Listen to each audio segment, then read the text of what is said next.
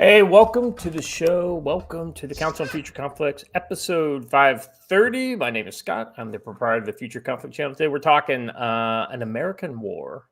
It should be really American war, question mark, and crushed ice riot. Originally it was ice crushed riot, but now it is crushed ice riot, and I want to give full credit to Watcher on that one. He had a good little giggle on his own behalf. Well, and I do have to say that when I read the first headline, Scott, I guess it's not what you were aiming for, but my brain heard it immediately as like, it was an American war. right. There's a lot of kind of I like the titles that kind of go in a couple different directions, depending on the context. So anyway, I think it works. I think it's so ultimately this is what or show 5 of these two topics essentially, right? And let's just talk about that a little. Well, first, before we talk about that, Joe, how you doing, brother? You know what? I am well and good. Had a great meeting with a outfitting company yesterday about doing some fall hunts here and maybe doing some stuff with them, and just a great week being had in the Pacific Northwest. Having a good time. That's awesome, man. That is awesome. I saw a picture of Montana today, and it was just like, oh, it feels so good. I mean, that picture looks like 65 degrees to me. And I was like, well, there's a potential for 10 to 12 inches of snow today. So, nice. Global warming. God bless global warming. I hear that they're saying now that we might actually be more likely to go into a mini ice age. So go figure. Here's the truth of it: they don't really know. That's right. There you go. Just all guesses. Yeah, that's what Leonard Nimoy was saying in the 70s when he did those info science things or whatever. It was global cooling back in the 70s. We'll be okay. Yeah. It was, well, the last mini ice age was like what, in the 1700s, something like that. I guess it was like the 1500s, maybe. Well, gents, before we go too much further, I have to say once again that I am so excited that we are able to talk about this topic without immediately being yeeted off YouTube nowadays. I know. Right? The neo-heresy laws are gone. Look, if we do get a mini ice age, I'm building an ice wall. I'm just saying. Let's see. Stormy has joined us. Look at her. Look at her new picture. She's got curly hair now. That is a new look for me on Stormy. Ooh. She says, "Good morning. I'm drowning in documentation, but my bosses aren't here, so I can sneak in and out." All right, Stormy. Well, we're looking forward to having you berate us throughout the show. Jim Tells You is here. By the way, I just want to give a good shout out to Jim. He's a longtime member of the chat, and he's got his own YouTube channel called Jim Tells You. So go check his channel out and give him a sub. I was catching him. Was it yesterday? I think it was. I guess it was late for him. I assume it was late, but he was on, and they were talking like, was it Karen Reed and all that kind of stuff? That's just another one of those things that he explained to me what it was, and I still don't remember what it is. I literally couldn't care less. Yeah, berate. I'm not that bad. I mean, we're just being snarky here. It's all in fun. And even if you were to berate us, that would be fine. I mean, just make sure you talk about Joe's toes, and I think we'll all be happy. It's her toes, not mine. Oh, well, I can never remember.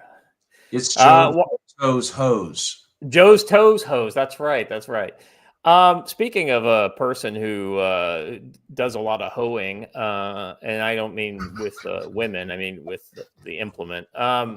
Watcher, how's my favorite Western farmer doing? Oh, just about had an aneurysm the other day, but we're doing all right. I just have to say I'm really grateful that I'm trying this experiment when I have LLMs to be able to bully up and abuse, to look into local laws for me instead of trying to pay a lawyer to do this, because oh shit, would this have been more expensive.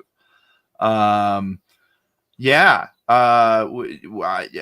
you've ever seen Clarkson's Farm, I am now like I had some idea I didn't realize that like literally every single thing you try and do, you will be fought by the government tooth and nail. Did you not see my solution for you on Twitter? Yeah. So here's the deal. Do what you I wanna agree do. with you right up until I found out what the punishment was, which is not necessarily what I thought. They were like, oh, it's a $50 fine a day up to $1,000. And I was like, oh, cool. So that means I can do it legally for $1,000 a year. And then they were like, right, but if anybody gets in an accident coming out of your thing, the insurance companies will name your farm and your stand in the lawsuit, and they will take you for everything you're worth. Yeah, I mean, here's the thing, right? But the odds of them actually doing that are what? Well, yeah, the odds of the accident ever happening is low. The problem is that if it does happen, then you're fucked. And here's the thing: like the more assets you have and the more responsibilities you have, i.e., people who depend on you, the harder it is to do what we feel like we want to do. Right? You know, and that's where you have to figure out where do you go to the mattresses. Do you go to the mattresses over your, egg box, and if the answer is yes, then you should go to the mattresses, right? But if but it doesn't even have to be like that. No, I don't have to go to the mattresses. I could just do what I want and move on. And there's about a 99.9% chance that nothing ever happens. So yeah.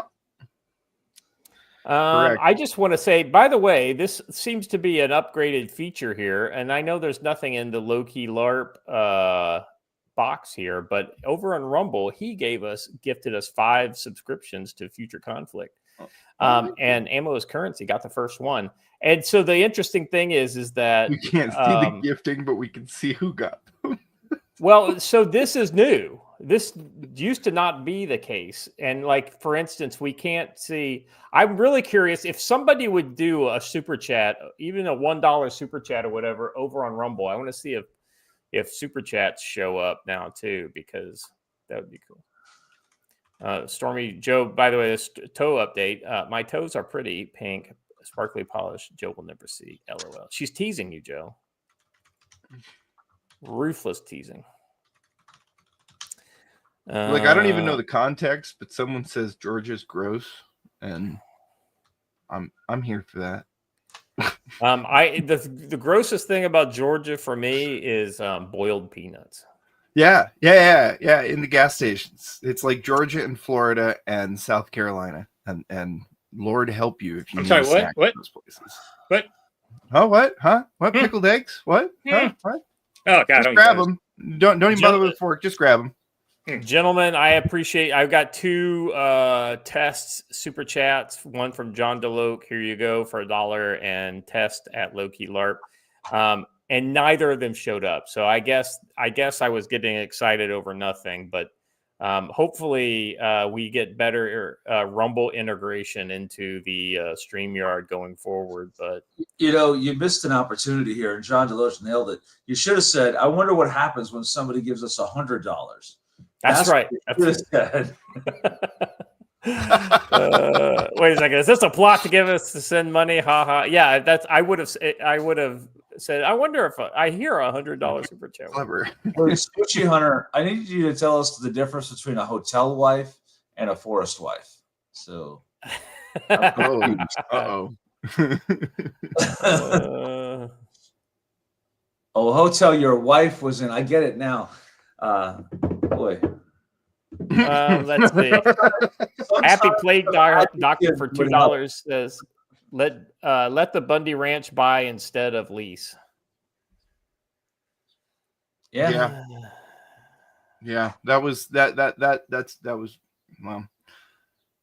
I'm not going to get into it here unless it comes up, but I've got a take on Twitter that I spent a lot of time typing out last night about the types of things that might have been done, but that's not what's happening in this current bill. So Phil Coughlin. So this is so funny. He says, "Did I get a membership?" And then literally like two messages later, it says Phil Coughlin was gifted a membership by Low-Key LARP. So there you go, brother. Ask and you shall receive. All right, Pete, how you doing, brother?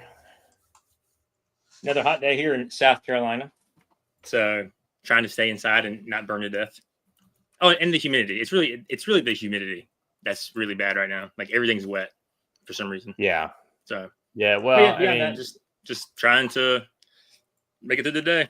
So it's yeah, monsoon kiddos- season here in Korea. So yeah, I got you. I got your humidity covered. Yeah. Which is actually very interestingly enough, part of the reason why the likelihood of a Chinese invasion of Taiwan is kind of low. So maybe that's why there's only one aircraft carrier currently countering them. I don't know. We're going to talk a little China here in the odds and ends, but the interesting thing there is that despite the fact that the news is not talking about China, China continues to do the things that it always does. The news is talking about China in some very scary cases. We'll get into it when we get there. Yeah. All right. All right, gentlemen. Anything else you guys want to chat about before we move on? No. All right. I'm just kind of looking in the comments to see if anybody needs to. Yeah. Yeah. So here's the deal. Like the way it works, and I know how it works on YouTube. Essentially, if you have received, gifted, sub, activated on YouTube, it kind of randomly gives the next like 5 people in the chat or whatever those. Now, on Rumble, I don't know how it works. I have yet to find some sort of activation, deactivation to receive or not to receive gifted subs. So my assumption is it just randomly checks the chat, and if people don't have a subscription, then they are given one. And so the cool thing about what I see here in the chat is that almost everybody is a member. So, it may take a little while for all the free memberships to be given out. All right. Let's jump into this first one. Now, Joe, let me be honest with you. The event itself doesn't surprise me. What surprises me is where it happened. And this is a pro-Palestine protester or activist shooting red paint up into the jet engine, the turbofan engine of a what is this? A Airbus Voyager at one of UK's largest airbase.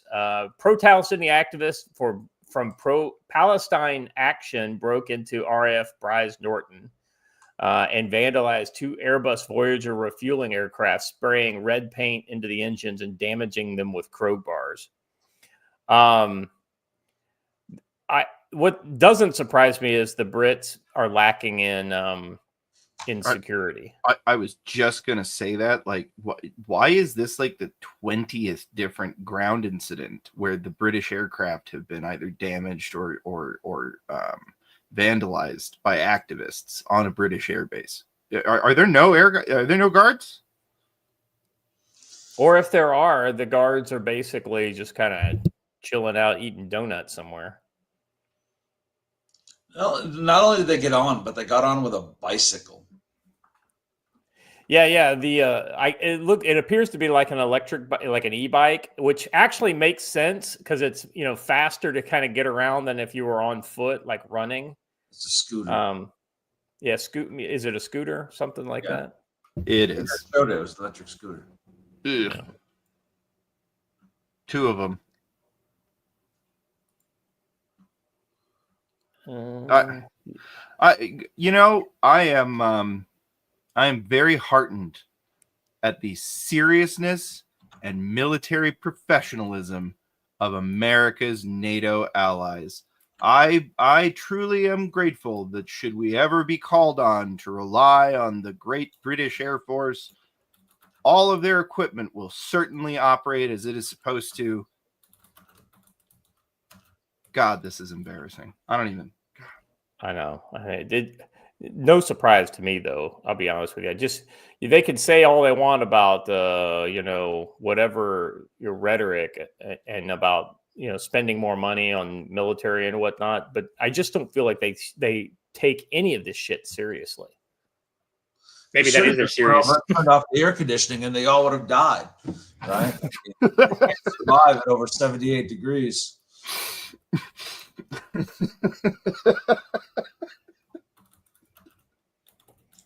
Oh man! How did we descend from these guys? We didn't. We didn't. We descended from those who left. Well, the thing to remember too is this isn't us, right? Like we're actually pretty decent on this type of, like security is something that U.S. bases still take pretty I'd like to seriously. introduce the Brits to a U.S. concept, and that is a motion detection wire in the fence. I know it sounds crazy. We've only had them since the late 70s. It would have told you that somebody was climbing the fence or cutting the fence. Ah, yes, but Britain doesn't have money for such space-age technology, Joe. They have to build more high-density urban housing. Right.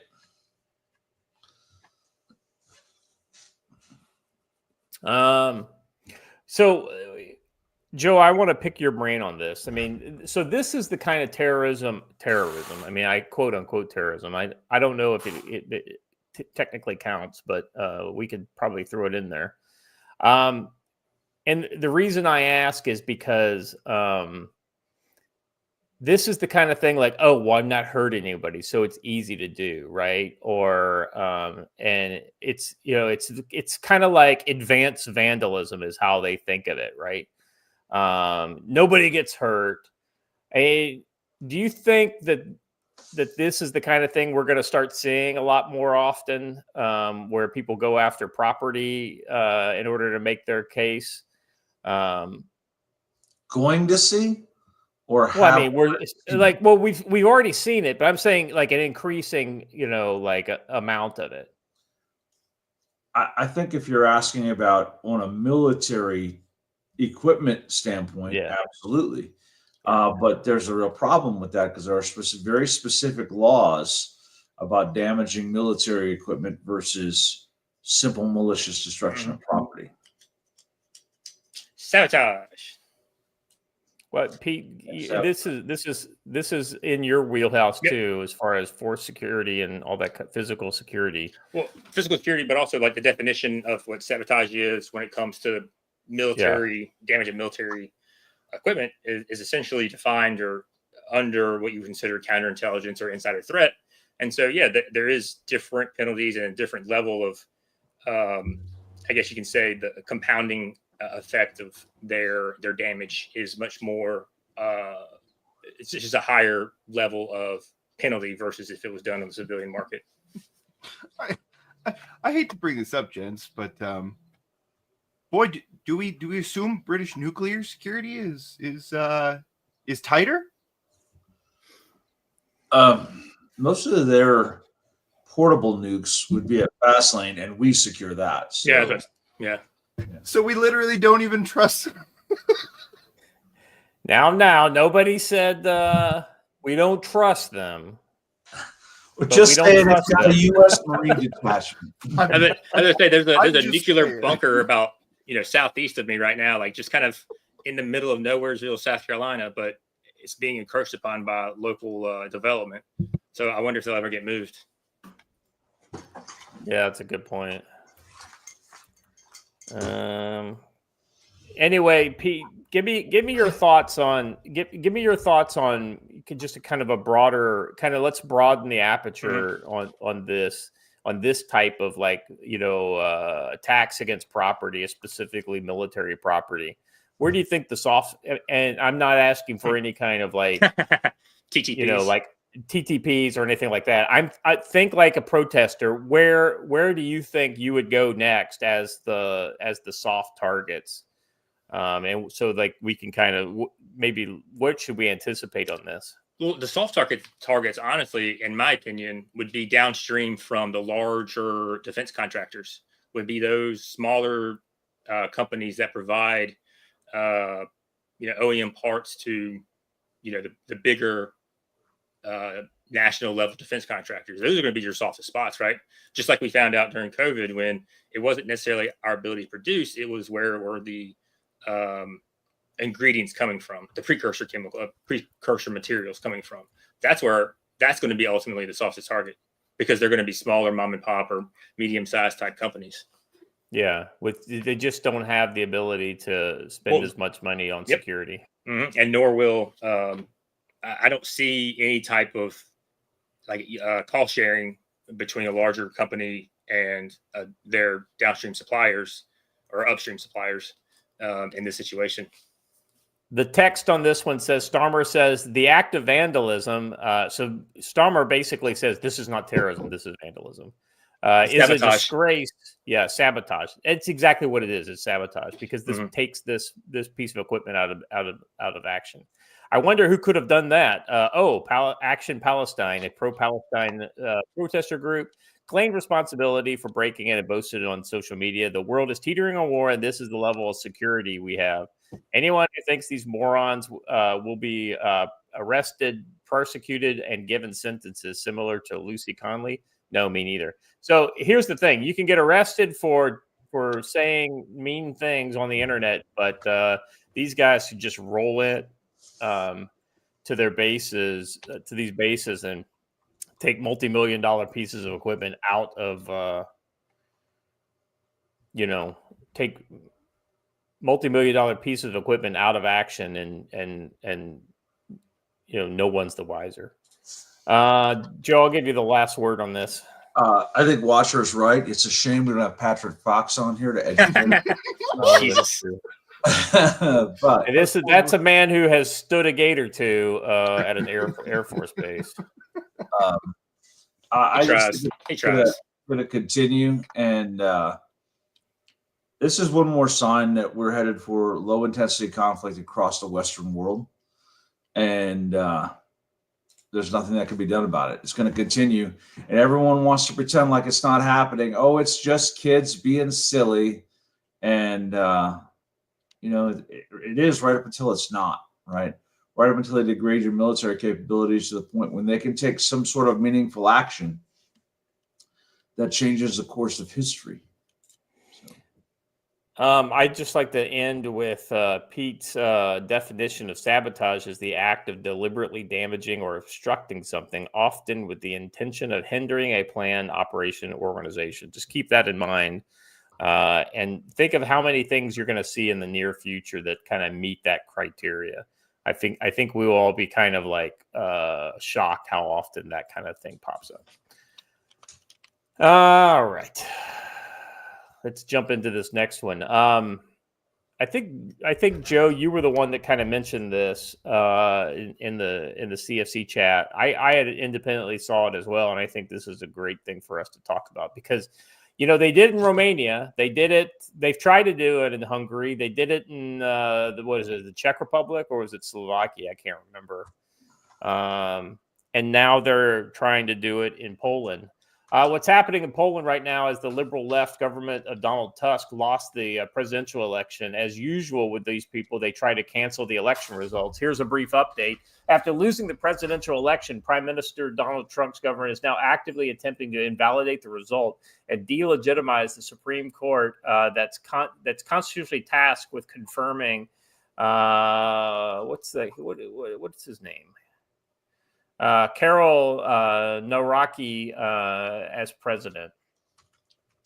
The prime minister is using his own legal representative, who is also a member of parliament, to question the outcome of a process that was conducted under full state control.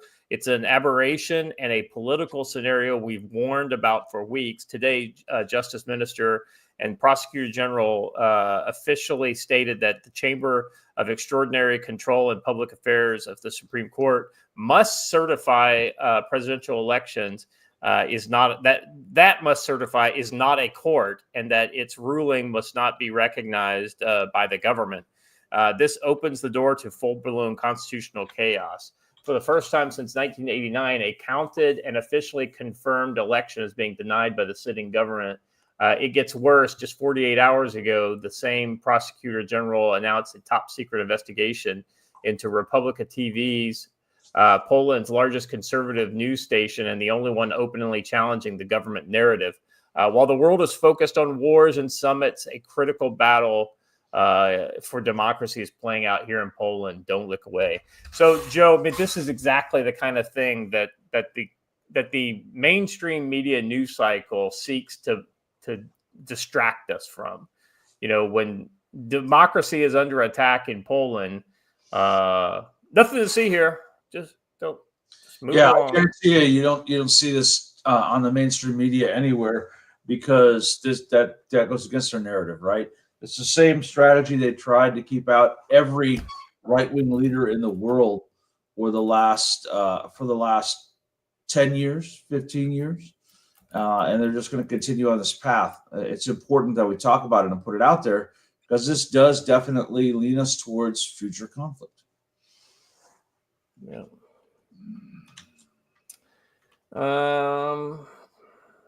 Yeah, I mean, Pete, what's your kind of thoughts on this? It's interesting. It's an election that no one was really tracking. It wasn't on my radar until that post came across my timeline. It's also very reminiscent of another election, but here in the States, that I don't think many people are tracking, and I'll bring that up here in a minute when we get to the first segment. But it does demonstrate that there is Poland ultimately is a conservative nation, and the Tusk government was more of a reaction towards certain issues they had with the previous ruling party, not necessarily a pushing away from their historical roots, as you can say. They are still staunchly within the Visegrad movement, in the Visegrad organization, or the Loose Confederation. And they are staunchly against any type of Russian expansion, just like the Baltic states. Yeah. Watcher. Did anybody else know this election was coming up? No. Yeah, I wasn't tracking it up. No. And it's a big deal. I'm actually kind of shocked that I didn't know it was coming up too, because we tracked their last one pretty well, and I thought that was pretty recently. Wasn't that like less than 2 years ago? No, it was a while back. It was, yeah. It goes to show you that they didn't really certain media doesn't want to cover it because it's a black eye to them. By the way, did you guys notice this new feature? Yeah, it's silly. Yeah. The comments on the site. Yeah, it's kind of cool. I can turn it off just like that. Oh, there's the button. Okay, cool. Yeah. It's right at the top. They're at new stuff. They can't be bothered to follow the chat themselves. You got to put it on the screen. Well, that way they can see it. Well, that way everybody in every place can see everybody. Yeah, they can see the Rumble chats if they're in the YouTube, and vice versa. So I guess that's all right. They need to just become adults and get in the Rumble chat either way. That's the way to be. I think that's correct. Yeah, I think that's accurate. That's accurate. You see, CWSB, before we move on, I just have to say, if you feel like you want to find the door to get out of this circus, brother, come on, man.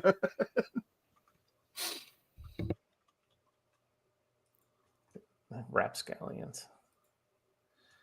I already get enough trouble for watching the chat.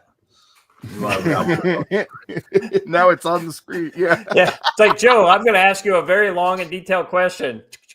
Sorry, I didn't hear you. What did you say? I was typing in the chat. Oh man. Anyway, all right. This next one is Scott. Today seems to be a bunch of topics that we just have continuously hammered. Can I mention a side topic to this though first, real quick? To this chat being up here. One of the features and the best things about the Rumble chat is that YouTube can't see it. Well, you just took that away. So all right. He's got a point. Actually. It's gone. Point. All right. I didn't give it that much way thought. to gather more data from people. That's right. All right. Let us jump into this next one. So you're right on the money there, Watcher. This is essentially a great case of stories that would be potentially, bigger news if we didn't have all the other things in the world distracting us. And, and I think this says as much about our kind of like our inability to multitask when it comes to like many different kind of topics. And I don't mean everybody. I mean, certainly some people can multitask a lot of topics, but like when it comes to the world stage, like, about three main things is all most people can handle at a time. And with riots and potential war with Iran, filling the top two slots for everybody in America, this stuff, it's really easy for people to lose the bubble on all the stuff that China continues to do to remind everybody else that they're not going away anytime soon. Taiwan on alert over China's military activities in the Pacific. This is a Reuters story. Taiwan president on Thursday ordered defense and security units to step up their monitoring and intelligence efforts in response to Chinese military activities, which he said have not abated even as tensions rise in the Middle East. Taiwan, which China views as its own territory, has, along with Japan, been tracking the movement of two Chinese aircraft carriers conducting simultaneous operations in the Pacific for the first time. The president, in a statement released by his office after meeting with defense officials, said the conflict between Israel and Iran has led to a chain of global security challenges. From the perspective of our country, even the Indo-Pacific region, it's worth paying attention to the fact that China's military pressure in the entire region of the first and second island chains has not slowed due to the situation in the Middle East.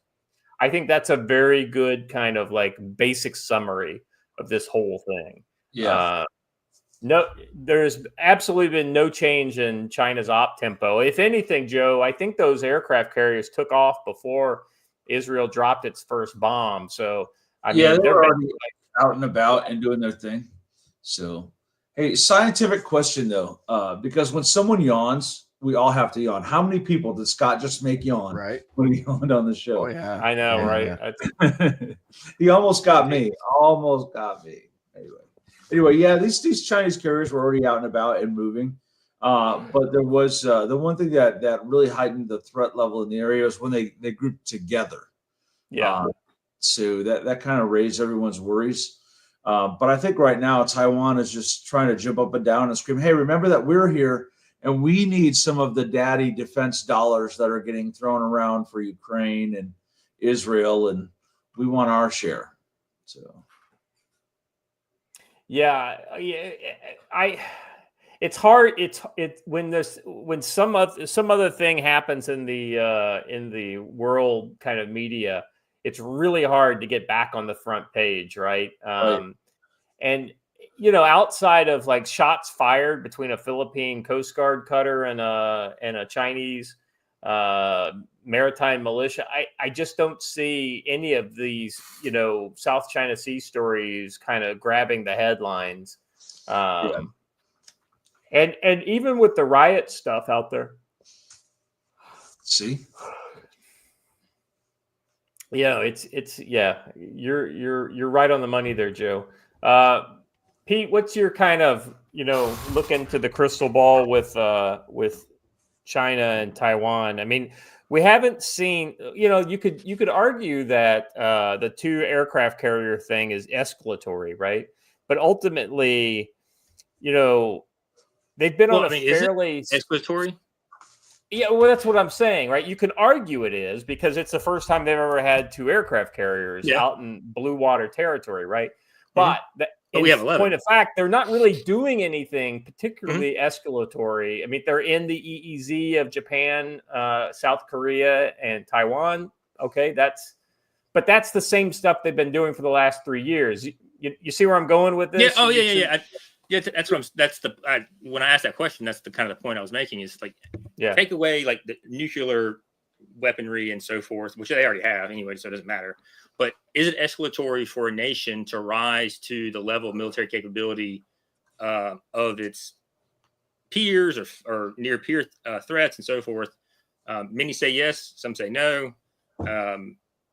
The fact that we have 11 and they only have 2, and aircraft combat operations and the use of landing and taking off from them are very complex, and that we had a very steep learning curve during World War II, I really don't see it as escalatory, because while they can produce and they can manufacture at a scale that we cannot, the soft skills and the hard tactical and technical skills, they severely lack.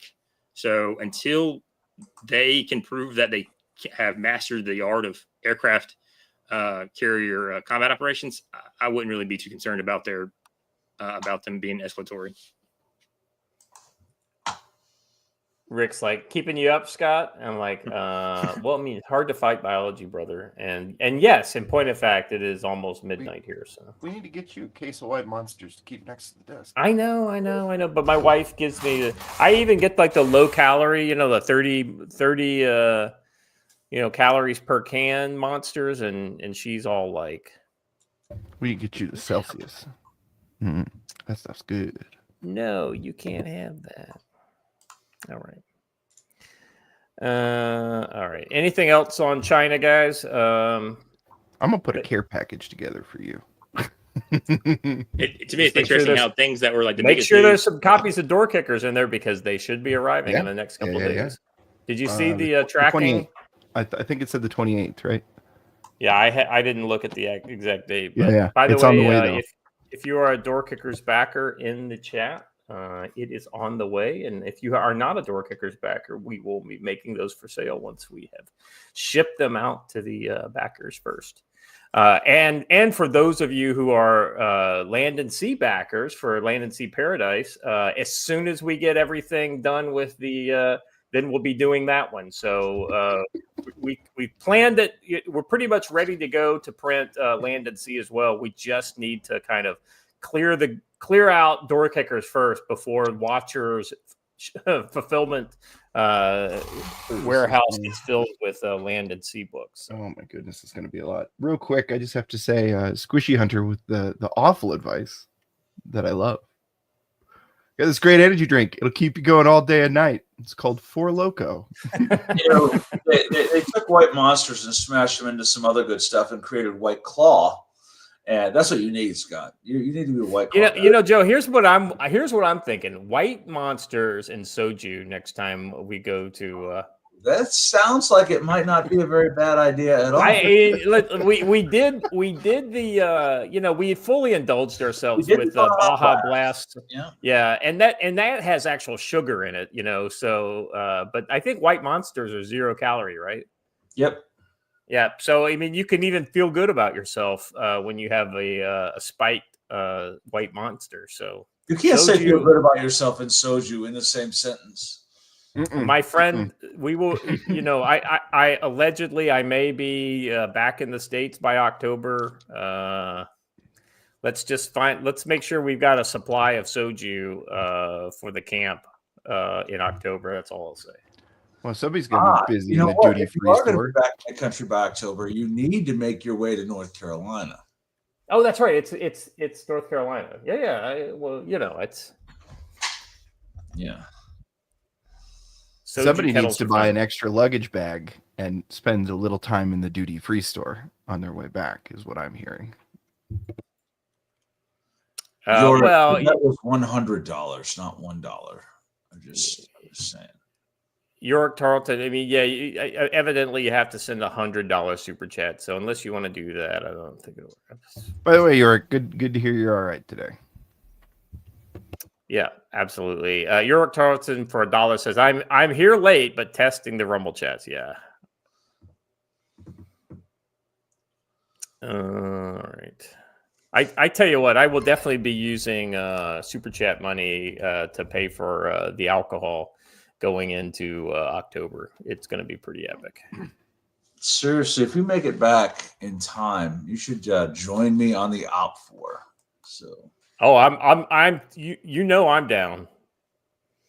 It's been too long since I've wild tigers to keep. So let me tell you about wild energy drinks, and I don't remember what the name of them were, but so when I was in Syria in Manbij, right, they would get these crazy, like completely illegal in the West energy drinks, and they would come through Turkey and Azerbaijan. That's kind of like where they started their life at.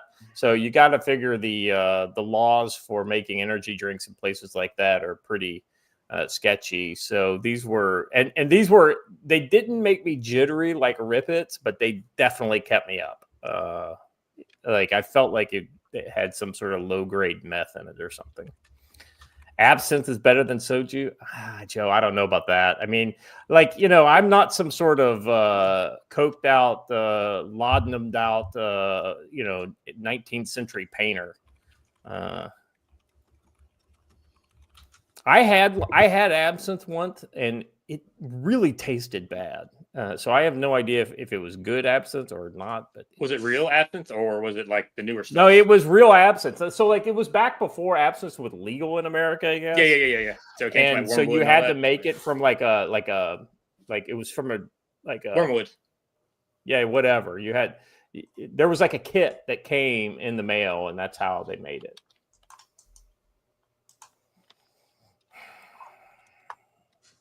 So I need to figure for 2 weeks then, right, Joe? In October? Yeah. Yep.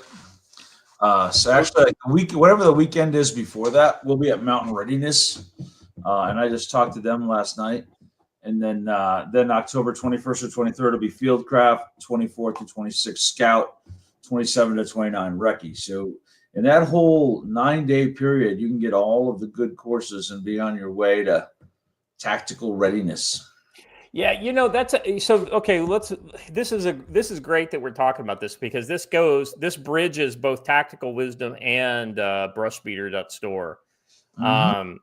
Now you're actually doing your course in Yes. North Carolina, in addition to the courses that Matt will be giving. So it's kind of like we found over the last 2 years, we found a lot of guys. A lot of feedback we got was that if I had taken Fieldcraft, I would have done better in the Scout and Recce course. The skills in each build upon each other.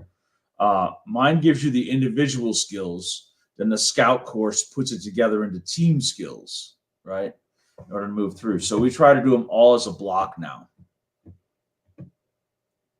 All right. No, that's awesome. So here's what I'm going to recommend to the chat. If you got a little fall vacation time and you don't have little kids, so you don't have to worry about overlapping with Halloween, try to get out to North Carolina. It'll probably still be nice. The weather should be pretty damn nice in October. The weather will be pretty good in October. It'll be better than it is in February. So yeah. And it'll be better than the last time you and I were on the range. There was 103 degrees. And oh man, yeah. That was definitely like heat casualty waiting to happen. I thought we were going to lose Rick. I know. Was he shooting out of the van? Sitting in the shade. It was a good time. It was a good time. But in October, it'll be good. The weather will be fine. That's always a good one for some of the night ops, because the weather actually doesn't get too cool at night. So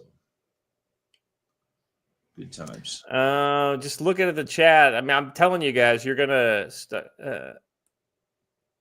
stuck with Fieldcraft only. I can't attend Scout. That's all right, Squishy Hunter. Scott, we're gonna try to get Scott to make both, or make it all. So yeah. That's the plan is for me to be back in the States by October. So I'm fingers crossed. Oddly enough, it's okay with me either way, because if I'm not back in the States, then that's also good news. So it's just one of those kind of things. It's damned if you do, damned if you don't. But ultimately, either one is fine by me. I know my wife has a preference, but I won't get into that. All right. So what, Joe, anything else on Tactical Dash Wisdom you want to talk about? Got anything percolating in your brain? Housing group for not yet. Not yet. for a column coming up? Squishy, if you don't bring the bayonet, I will stab you. So bring it. No, I don't really have any article ideas bouncing around. I've had a couple, but they might be too extreme for the normies, so we won't. But hey, watch over there for more articles and advice on how you can be better prepared, and more importantly, what your heritage is. I actually think that is where we're going, is reminding everyone of our heritage of the Minuteman, right? What's a modern day Minuteman look like? And what does that mean? The last article I did was about just how most people don't really care or don't really know because it's not uncomfortable yet. So crazy stuff. Yeah. Just watch over there for new articles. The whole training calendar is over there, and it's been updated all the way through the end of October. So get on there and find classes and come on out. We've got things going on all the time, but nobody ever comes to them. So come on out and come hang out. We also have the big Shield Field Days coming up July 25th through the 27th. We're going to have some good stuff going on there. The guys from Shield usually put on a pretty good thing. We hang out and have a good time there. It'll be a lot of fun. I know that Mexican Iron Man will be joining us, and I believe Angry American yeah. And myself and Project 223 Preparedness are going to run a first aid class just before it on the first day to kick it off. And I might actually have our in-house butcher here doing a class on how to process game. So that might be kind of fun. Big. And you'll be able to meet the Nephilim in charge washer if you come on out. I'm not gonna lie to you. I wasn't aware of that butchery class. I might be signing up for that. That sounds like a good time. You know, and Watcher will be making Derby pie again, even though I'm not there. When's it gonna be? By the way, I'm sorry, my brain's broken. July. I'm trying to line up July. I might even have a chicken. We'll see. Well, just make sure. Our other good cook, Jason, who's probably in the chat. I don't know if he's in the chat or not, but Jason has already said that after the first aid class, there will be pulled pork walking taco or street tacos, pulled pork street tacos. So look, man, get out here, man. We eat well. We have a good time. A lot of fun stuff. And our new friends from Swan Mountain Outfitters will be out here too to book your fall hunt. So come on out. Yeah, I hope now, since we got the date out there a lot sooner, I hope Shield's able to get a bigger local crowd out to come check it out. I will defer from comment. Just saying. I will say I have done my part. So, hey, well, I'm doing my part too. I'm doing my part. All right. Squishy Hunter, you said finding pants has been the real challenge. Pants are required, especially in North Carolina in October. The chiggers will be bad. So, I will say this: if you've got M81 for your top, just consider going with OD bottoms, because I think that looks pretty good. Or khaki. Khaki's good too. It's not blue jeans. Blue jeans suck when they get wet. You don't want that.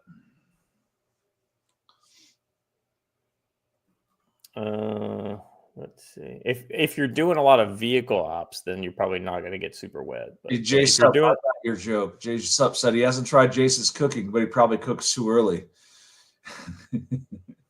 We were sitting around watching a movie one night at the G Camp, and Jay Sup walks in at 1 a.m. and says, "Hey guys, the roast is ready."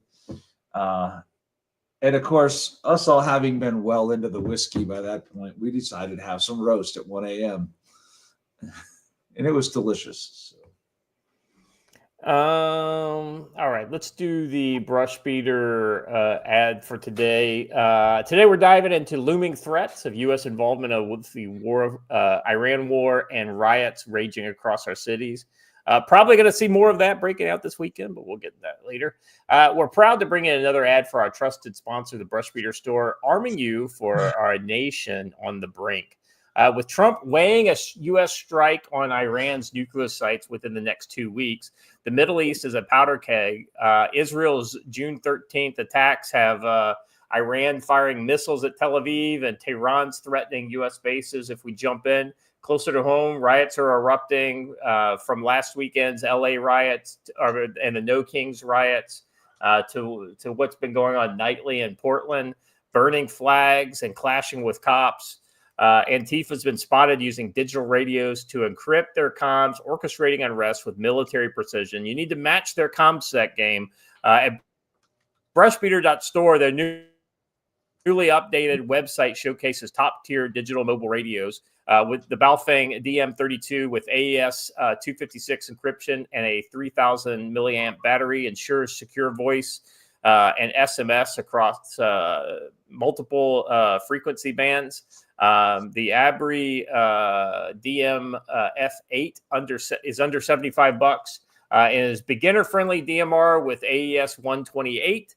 Encryption compatible with the Baofeng accessories. Check out brushbeater.store/collections/digital-mobile-radio-DMR to secure your comms now. Use our exclusive code CSC10 at checkout for 5% off digital radios, night vision, or any gear like helmets or training courses.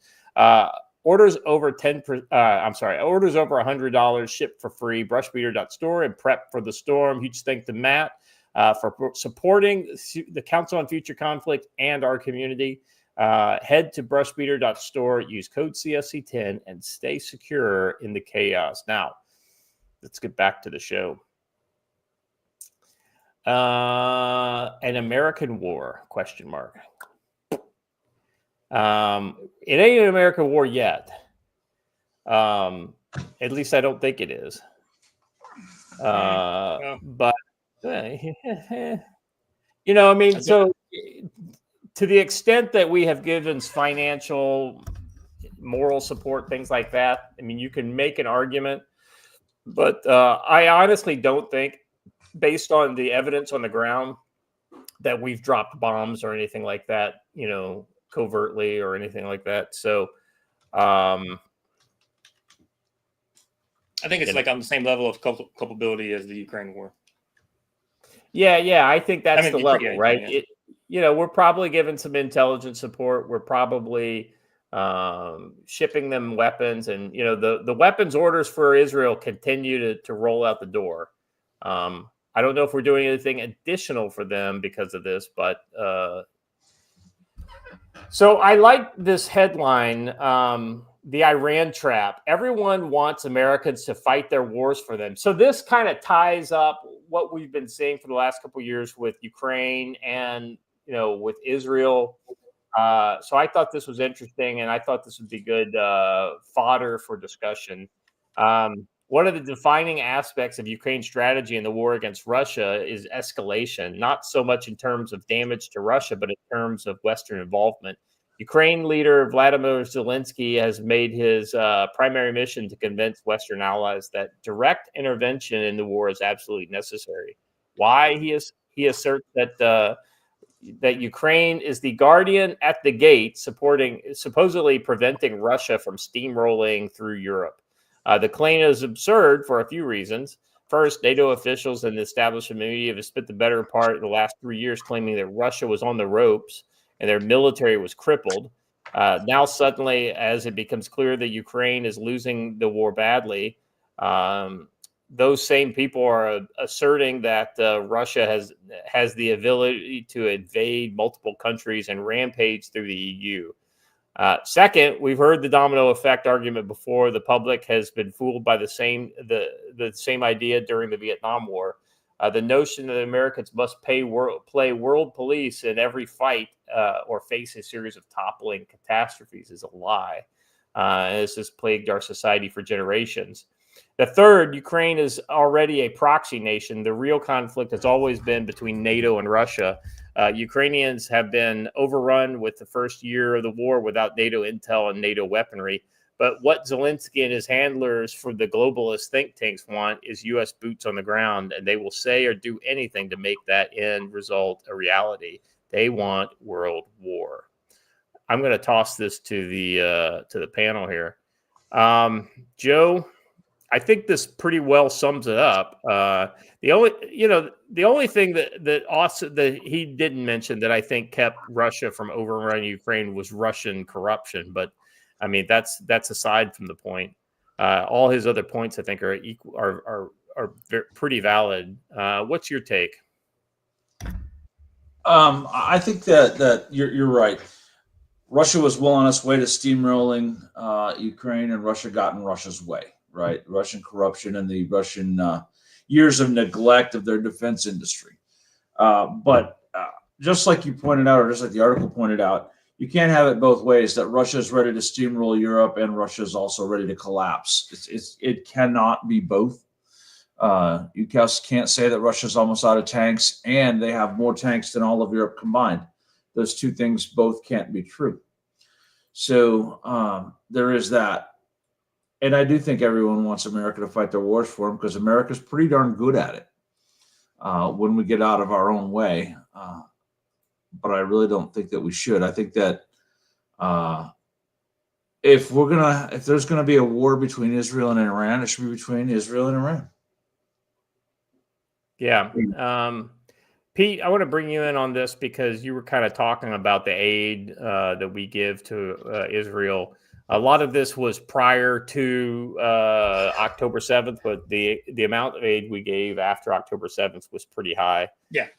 And now continuing into this Iran, which is essentially just another iteration of that same war. Mm-hmm. Yeah. Well, as of now, like right now, there hasn't been anything new announced or given to Israel specifically to cover any type of depletion in military assets after it struck Iran. But with all the direct monetary U.S. aid between cash transfers and military sales, it's about approximately $32 billion since October 7th of 2023 to now. And then that actually accounts for somewhere about 52% of Israel's total estimated cost of the Gaza war. And then, so that's a significant, percentage.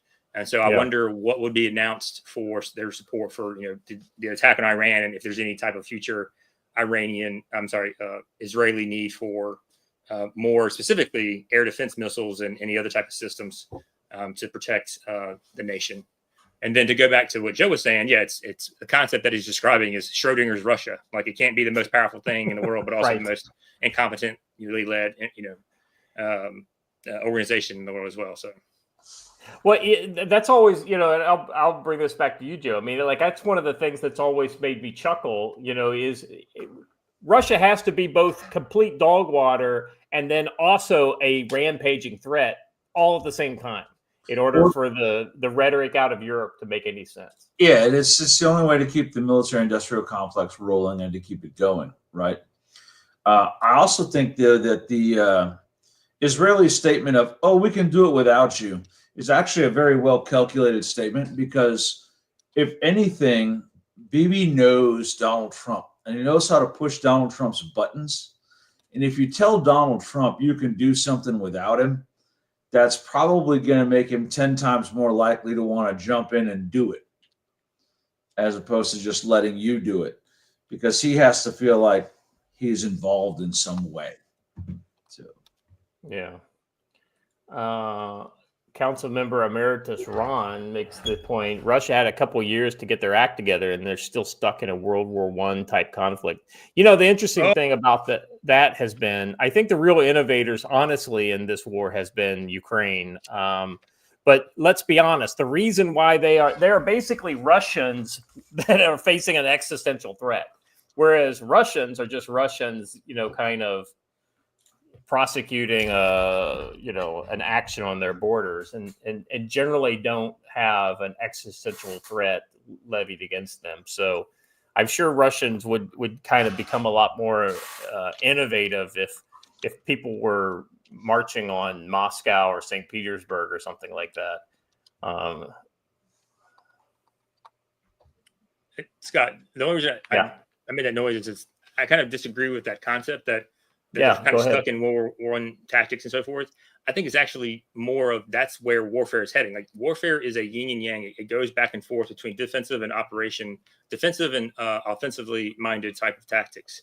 And currently we're swinging into a defensive, you can say, chapter in warfare. If you look at large scale combat operations and the size of militaries, what you're going to see is a mismatch, which would require a more defensive posture because you just don't have the power and so forth for large combat offensive operations. Yeah, that's actually. Go ahead, Watcher. Or I was going to say, would you also say that I noticed that I study the same thing, but in the military technology side, because it is always it's a constant fight between offensive weapons and defensive capabilities.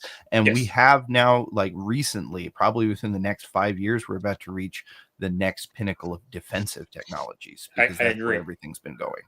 Well, I think it's kind of interesting that you describe it that essentially the war between Russia and Ukraine is kind of swinging to the defensive side of the scale. The interesting thing to me on that is looking at the LISCO kind of stuff, large scale combat operations in a first world context. It's kind of the other way around, right? But it's less so about defense and offense and more about mobility and static, right? Well, it's same concepts, but I mean the mindset. Well, right. I tend to think mobility is more of an offensive concept. Yes. But because a China, right, operating against the U.S., if you're stationary for more than an hour, more than a couple dozen hours, you're probably cooked against a country like China. But against a Russia or something like that, as long as you're kind of bunkered down, you're probably okay. I mean, Russia just, I think what we've seen with Russia is that for the most part, they have to rely on a mixture of capabilities in order to saturate defensive areas. And they're still limited on the it's kind of like the situation Iran's facing right now. It's like they have some pretty great capabilities, with ballistic missiles and whatnot, but they just don't have an infinite amount of them. And this is how we've also seen the artillery duels between Russia and Ukraine change quite a bit. As the war has gone along, because they just don't have the ammo that they had in that first year.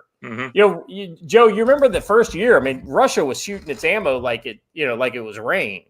But definitely both sides, and Ukraine had a lot of ammo too early on to be able to use. But we've definitely seen that stop. It's not being used nearly as much as it was.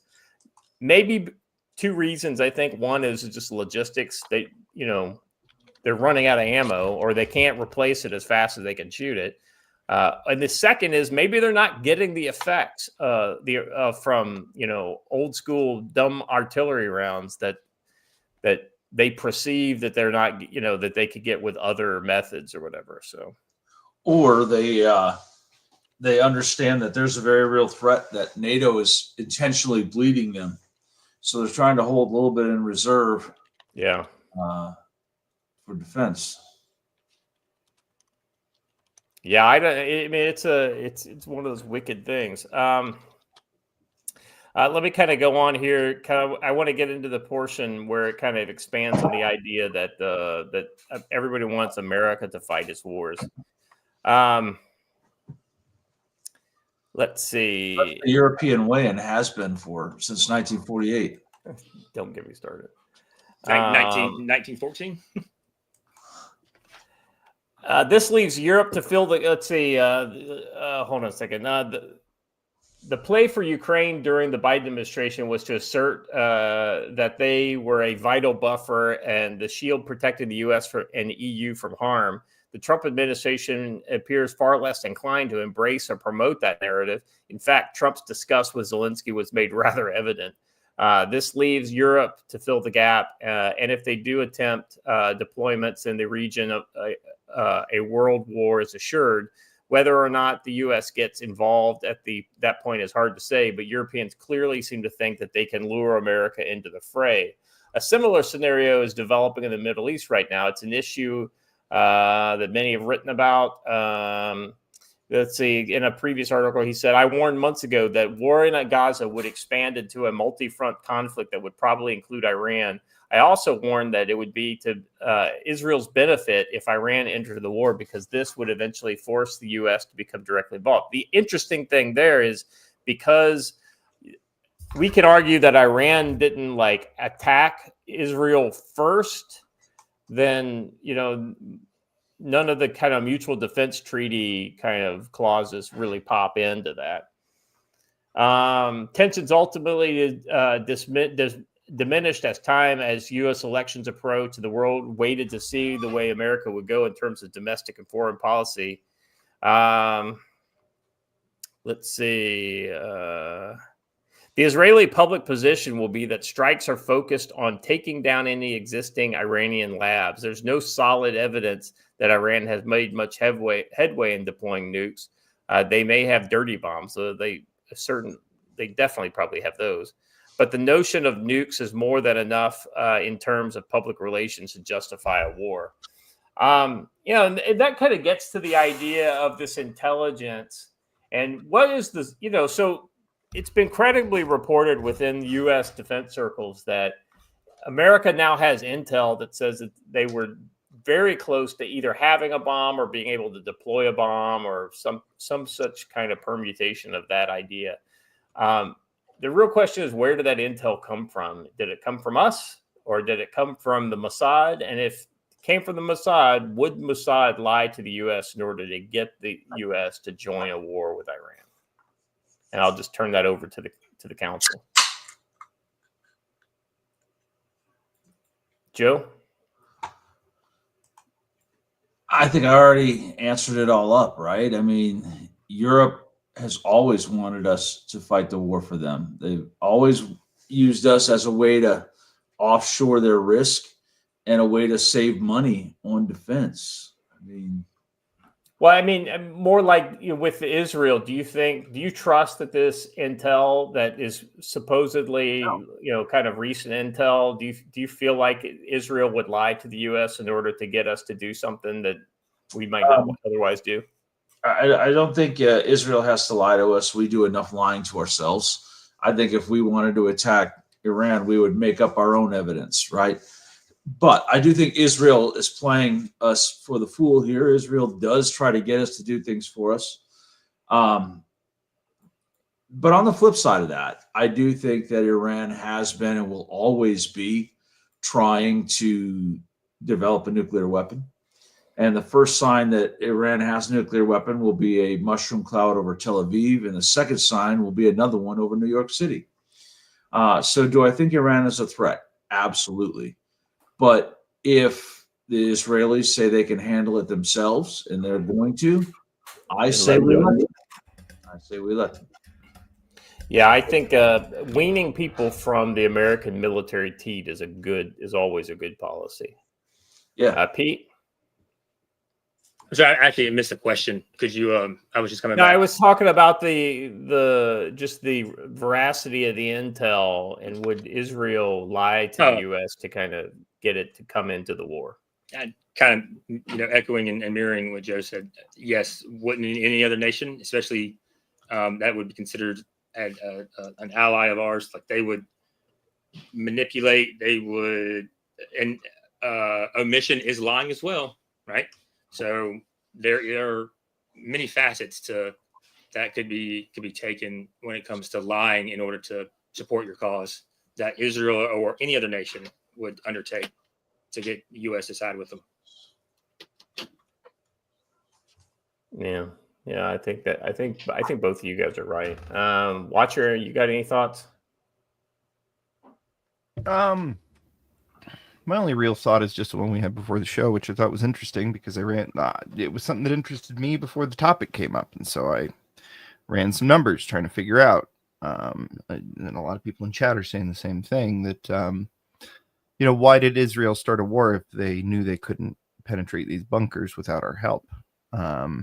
And in case you guys didn't see it, they don't need our help. Apparently, they're going to do it with commando raids, which unbelievably difficult. But if they say they can do it, all right. I hope they bring GoPros. Yeah. Yeah. Well, I mean, they need to pull out some pretty damn convincing evidence if they do go in there and take that beyond the level of yellow cake and aluminum rods. Yeah, aluminum tubes. Sorry. Yeah, I was gonna say like that was when I was looking into it, I was just looking into the logistics of what it would be like trying to bring that many men into such a confined area and fight the number of defenders that are estimated to be there, because it's a lot. None of that even considers the fact that all those guys have to probably be in at least like level 3 mop gear, because like the entire place is potentially uranium. Uranium. Well, no, they would probably be in that, basically in like the highest level, and it's not even mop gear, right? It's that special like chemical war gear. Imagine for the chemical troops that use. Imagine fighting in tunnels that are built for defense for exactly this purpose, in those kind of suits, in low light environments. That sounds like a goddamn nightmare. Vietnam in hell. Well, I'll be honest with you. I bet Israel would let their robots do it. Actually, that's not a terrible idea. Or just I think I honestly think you tell me the best. You guys tell me what you think of this. I think the best use of unmanned ground systems is entering and clearing UGFs, underground facilities.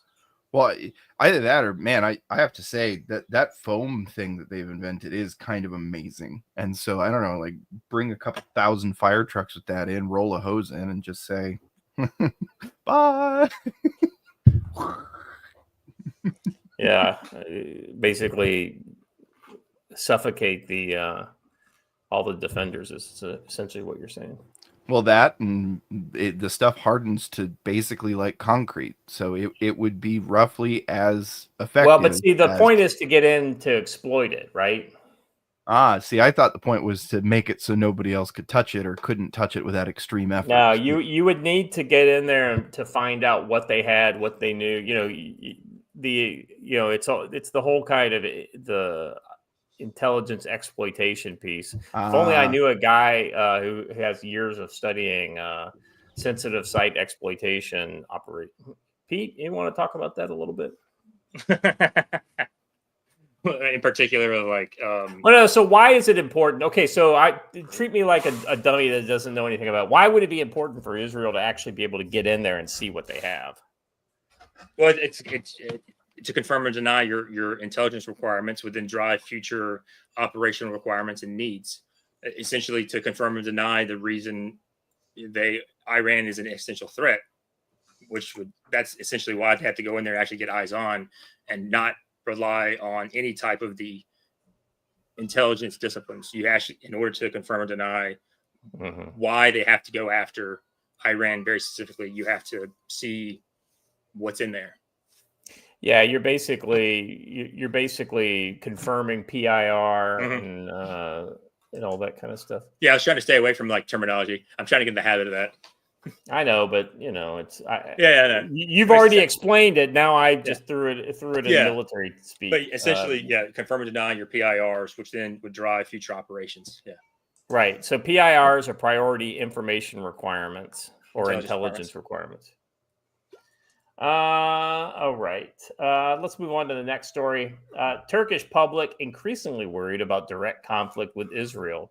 Now, why, Joe, do you think Turkey should have anything to worry about fighting Israel? I mean, it's almost like Israel hasn't been telling them to get the fuck out of Syria, or they might actually find themselves on the end of a J-dam. So, yeah. Turkey sees itself as a bigger player in the global Islamic world. So they're going to come down on Iran's side because it's anti-Israel. And that's the biggest thing. This does create a pretty interesting dilemma for the NAFO crew, right? What do you do now when as we begin to maybe enter a conflict with Iran, a NATO ally sides with Iran? This is sort of the Azerbaijan-Armenia conflict writ large. Mm-hmm. So we have allies on both sides going at it. So it's going to be interesting. But I think that Turkey's play here is purely symbolic to be seen as a leader in the Islamic world. Yeah, they definitely want to get that caliphate kind of action back. Absolutely. And Syria was a piece of the Ottoman Empire until the end of World War One. They lost it in the kind of the partition after following World War One, when it became basically the British Mandate. All right. Day before Israel attacked Iran, Israeli Prime Minister Netanyahu was in the Knesset welcoming Argentinian President Javier Milei with open arms. Argentina has become a safe haven for thousands of Jews, Milei told Israeli politicians. They sought refuge from economic hardship and anti-Semitic persecutions. Ironic that it would also be a refuge for Jews. Considering it was also a refuge for Nazis. All right. Let's see. They sought refuge from economic hardship and anti-Semitic persecution, not only in Eastern Europe, but also in the Ottoman Empire, an empire that I don't think will be renewed anytime soon, even though those are those who disagree with me. The remarks, which were clearly directed at Turkey and its long-serving president, Erdogan, were not lost on officials in Ankara, a burgeoning regional power. Turkey has played an outsized role in the Middle East since the so-called Arab Spring uprising in 2010. Amidst the new power dynamic that's taken shape in the region, Ankara has seen its stock increase in major Western capitals, such as has been its rise on Thursday. Turkey was amongst a small group of U.S. allies notified in advance that Israel would be launching an attack on Iran.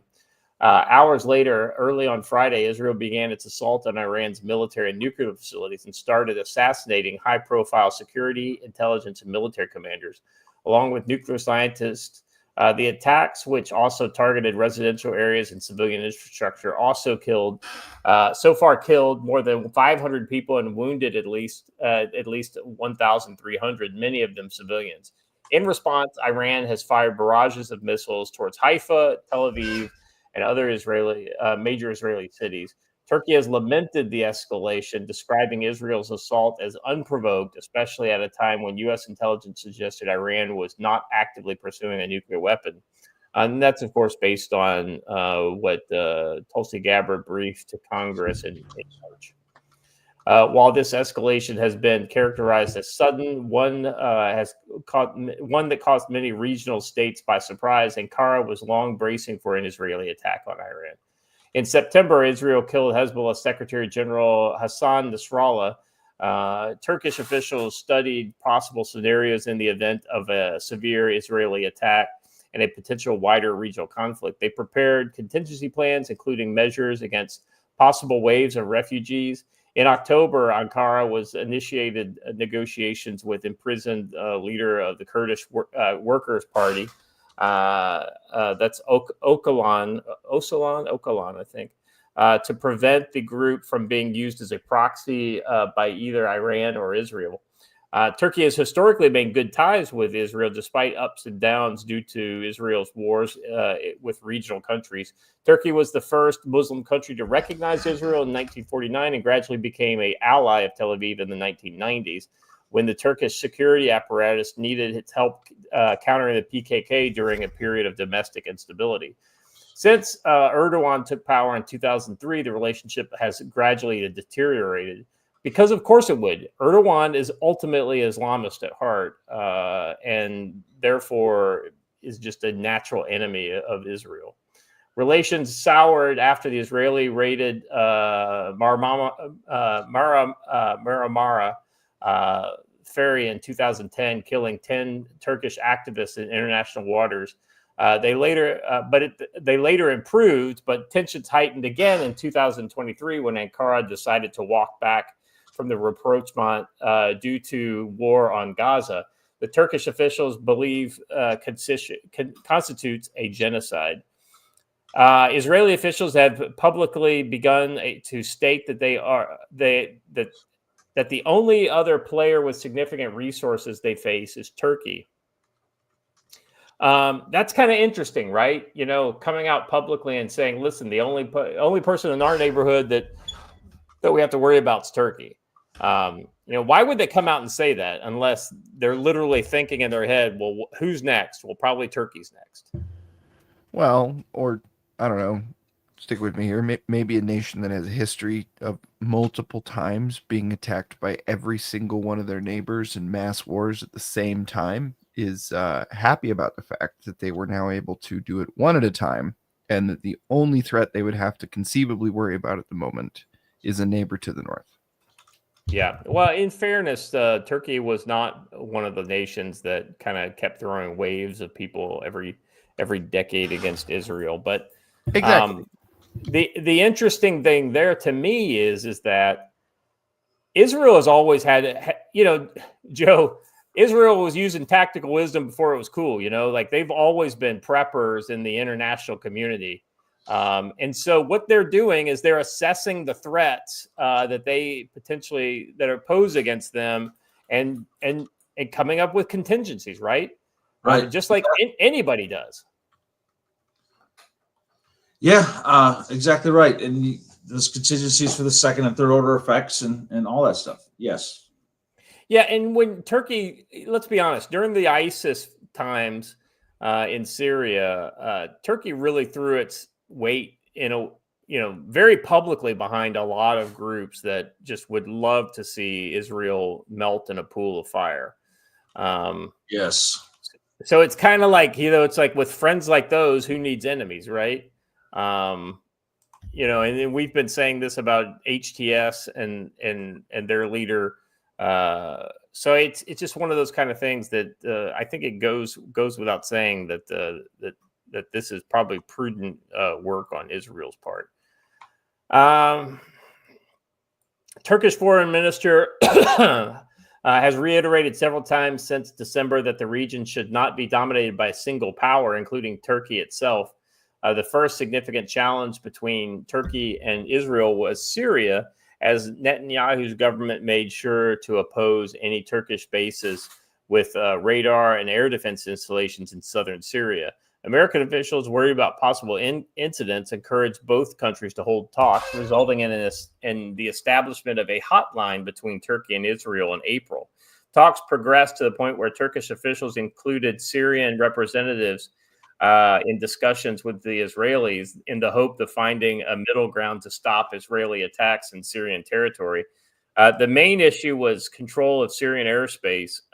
You know, Joe, real quick, I want to talk about Syria because this kind of just brings the thought to my mind. All the kind of nations that have gotten involved in Syria over the last, let's call it 15 years, right? You know, whether it's Russia and the U.S. or it's Turkey and the U.S. or it's, Or you the know, British. Yeah.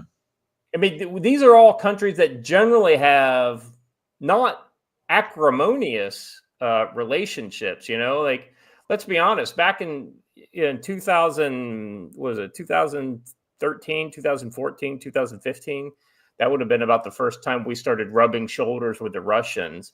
Now, there was some kind of, there was never any shooting between us and the Russians, but there was definitely maybe some tensions the first time an American patrol and its MRAPs and American flags with Kurdish allies came up against Syrian troops with their Russian MRAP,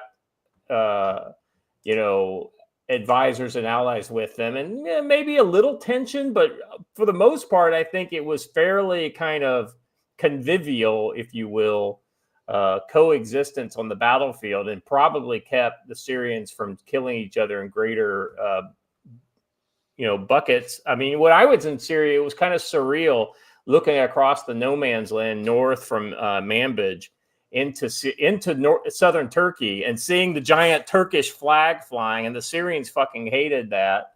And they're like, why can't you guys do something about this? And it was, I think can't remember if it was that time or another time when, rounds from Turkey came whizzing over our heads, Yeah. and they for sure saw the American flags on the MRAPs that we had. So it was kind of like, what kind of friend is Turkey? And then, years later, I end up serving in Turkey. So that was kind of. Well, they never have been. Here's the thing, though. What governments were actually invited in by the host nation? Russia, I think, was the only one that was actually invited in by the Bashar al-Assad's government. Oh yeah. So I guess that kind of erases all doubt on the internet. When everyone wants to talk about international law, they never seem to try to apply it to the United States in Syria. I wonder why that is. Well, because international law is fiction and doesn't exist. It's true. But I'm just saying, the same people who will spout international law at China and Russia and Israel never seem to point it in our direction. Weird. One of the things, Joe, that's interesting is that, I guess you could say that the people who controlled the part of Syria we were in invited us in. So there is that, I guess. Possession is 9/10 of the law, especially when it's fictional law. Yes. Yeah. So, I mean, anyway, the point is that in that area you had, superpowers, if you will, or at least regional powers, all kind of managing not to shoot at each other and keeping the Syrians relatively in check. And I think this just adds Israel to that kind of list, right? They've got their Druze majority populations, or I guess they would be technically minority populations in southern Syria that they are, essentially bolstering and protecting to some extent or another. I don't know how permanent that's going to be, but I would imagine it will end up being permanent. Israel has a way of doing that, right? The other thing that I think is interesting is nobody's mentioned Egypt in this kind of regional power mashup. And Israel doesn't seem to be threatened at all by Egypt and their actions. And the hostility that we've seen by Egyptians to the Palestinians on their border crossing and things like that has been kind of interesting. Let's see. I'm just kind of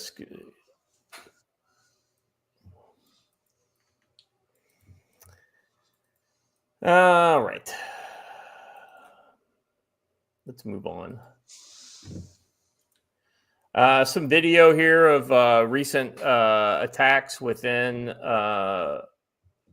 I think this is Tehran. Yeah, massive Israeli airstrike in Tehran from a few days ago.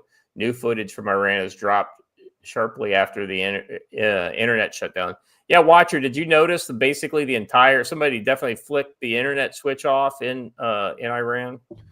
Yeah, well, they announced they were doing it. They were essentially saying, "Hey, you idiots! Upload these videos is letting the Israelis know where their missiles are landing, or not missiles, but the bombs, missiles, all the various things." Or at least that was the justification that was given. But one must speculate about the timing as it did come. I think hours after. Maybe even less than that after the Crown Prince in exile issued his statement. So speculation there.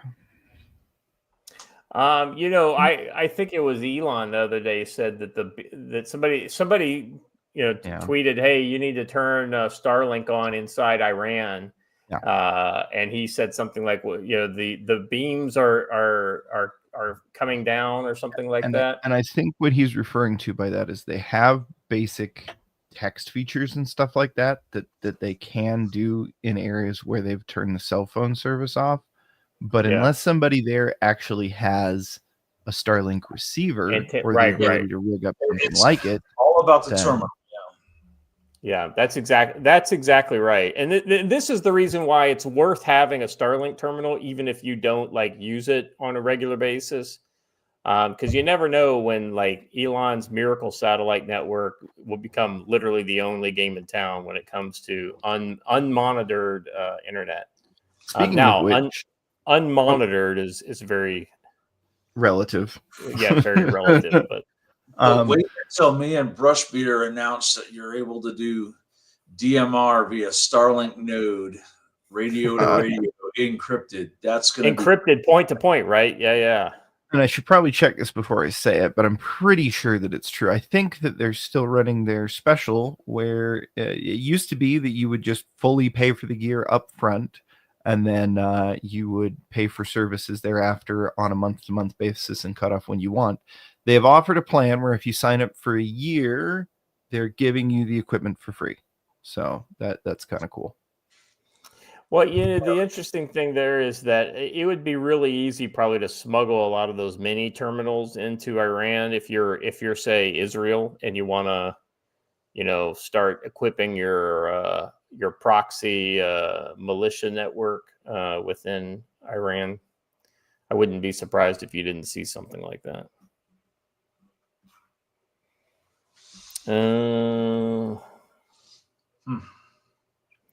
All right. You can use it in motion up to 100 miles an hour. That's right. That's pretty amazing if you think about it, Joe. I mean, I know a lot of people criticize Starlink, but ultimately, you show me something else out there that does anything close to what Starlink does, and it's hard to beat, right? Well, it's really just a radio, right? What's that? It's just a radio. So yeah. Well, the DMR piece is the thing I like about that is you can actually control your encryption, on the actual end. So it's all the data is encrypted. Somebody out, with the exception of somebody like the NSA, nobody's going to be able to kind of like, sneak in and listen to what you're saying. I will say that it's good enough that people who were pretty credible, people before that were haters on the Starlink network are just absolutely in fucking shambles these days. Looking at you, Thunderfoot. And if you're not super security conscious, then Starlink becomes a fucking no-brainer at that point, especially if you're in the backwoods anywhere. If you're outside of major, urban, like. Hey, Watcher, I thought this next footage was a little interesting. Israeli F-16 intercepts Iranian Shahed 136 drone over southern Syria using probably an AIM-9 or a Python missile. Basically, it turned itself into a target drone. I will save everybody the audio. Picture a lawnmower down the street. Yeah, exactly right. Yeah, I'm surprised he didn't go guns on it, but maybe Huh. I don't know. What did he use? Well, I mean, we don't know for sure, but I think it looked like a missile. Oh no, that looks like guns. No, that looks like a missile. That's a missile. Yeah, that's a Yeah, missile. that's a I'm missile. just wondering what it would be. Huh. Good hit. Yeah, it's one of the heat-seeking like AIM-9 or I think they make Ebit makes a Python, I think, which is a Israeli missile. Good hit. But Joe, how much you think a Shahed drone costs? 40,000, 50,000? Yeah, 20 to 40,000, something like that. AIM-9 is looks like it's around 750,000 if it's one of the newer models, and the Python is 500 to $1 million. So, I guess call it equitable distribution of. I guess the fun question, Scott. Oh my God! Actually, Scott, I just thought of it. Good side content channel show. We could do like Price is Right, but with modern military equipment and the counteroffensive stuff that goes to it. Yes. All right. Let's see what we got here. This is an AP article. This was the last one for this segment. Under attack from Israel, Iran's supreme leader faces a stark choice.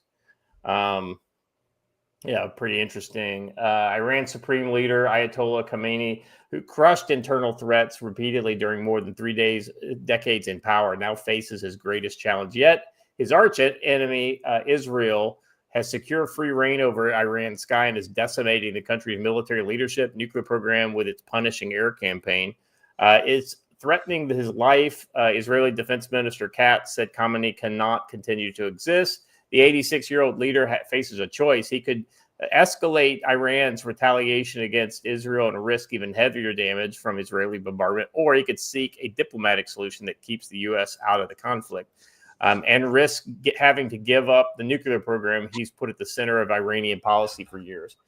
In a video address on Wednesday, he sounded defiant, vowing the Iranian nation is not one to surrender, and warned that if the U.S. steps in, it will bring irreparable damage to them. Let's see. This is a lot of history here. The past 2 years brought a dramatic reversal to what he's been doing after the October 7th attack. Now, here's my question. Joe, let me ask you this question. Do you think he broadly said, yes, Hamas, go ahead with our IRG's help and attack Israel? Or did he specifically give the go-ahead for what they thought they were going to be doing that day? What do you think? You think he was like intimately involved with the details, or do you think it was more of a like, oh, somebody rid me of this priest? I don't know. I think that the IRGC pretty much does what it wants to do on its own, but it does take its guidance from him. Yeah.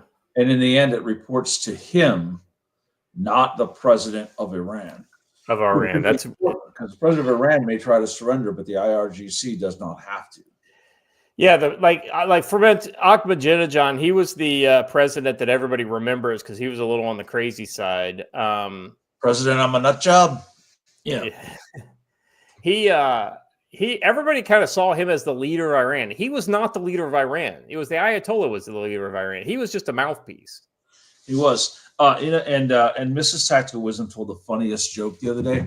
You remember Office Space, right? When they were trying to pronounce the Arab guy's name, and he was like, "I'm gonna." So she said, "I'm not gonna live on this planet anymore." Anyway, so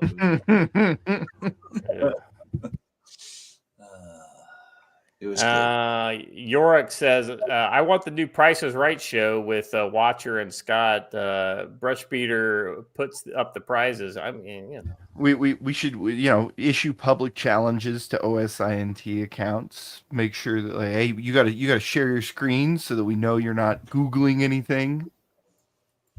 Listen, the OSINT accounts, if it says OSINT on it, just generally ignore what they have to say. No, that's what I'm saying. It's the retarded people are the most fun to have on shows like this. I'm thinking of production value here, Joe. So the most telling thing that Khamenei needs to remember is that Israel was attacked by Hamas, and they have effectively put Hamas down completely. I mean, there are remnant forces of Hamas that still running around in basements and whatnot. Of the areas of Gaza where Israel doesn't control, but they are effectively destroyed. Hezbollah decided to take a step to the plate after all the stuff that Hamas went through. Those guys are all dead at the bottom of the hole in the ground in Beirut now. Hezbollah is essentially, I mean, they're not destroyed, but they are so far on the ropes that they're trying to. They're actually an internal police force at this point. Exactly right. I mean, they're the staggering punch drunk heavyweight that he's still there, but he's standing up from a 10 count at this point, and doesn't know what the fucking plate of the Mack truck that hit him said. And now we're looking at and then on top of it, they went ahead and decapitated the entire leftover Syrian military once HTS came in. And then now they're doing the same thing to Iran. I'll be honest with you. I think Israel can handle Iran. They don't need anybody else. And while I'm not as long as we're not involved, I think Israel should handle its business. They should be able to do what they think is right to their national, in their national interest. Just like I think we should be able to do what we think is in our national interest, which is not get in this fucking war. Gents, I've got an interesting topic I've been wanting to discuss with you. Actually, I heard this the other day, and I think it's correct, but I'd be very interested to hear your takes on it. Somebody essentially said that this war, Iran versus Israel, is an excellent example of Iran being caught in Cold War thinking, where their main strategy was, hey, if we can grab enough of these regional allies, even if they're low tech, low skill regional allies that don't really have the ability to support themselves, if we can just get enough of them on our side, and then we can build them up slowly over time in order to be what we want them to be, and therefore dependent on us, then we can win the day. Whereas Israel has essentially shown that, like, in the modern age, with like the modern tech and information gathering and information usage capabilities of a proper intelligence service, that those kind of allies don't actually matter. Like they're not even that much of a deterrent. Yeah, I mean, Joe, you got a thought on that? No, I think Watch was 100% right.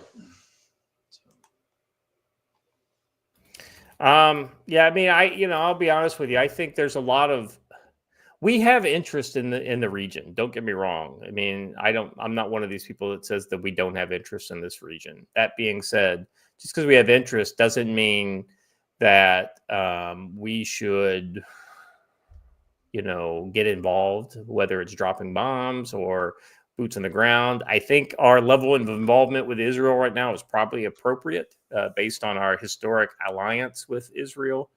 And remember, what we have with Israel is not just a policy friendship. It's literally an alliance. And there's signed papers between us and Israel that guarantee that we basically guarantee, gives them security guarantees.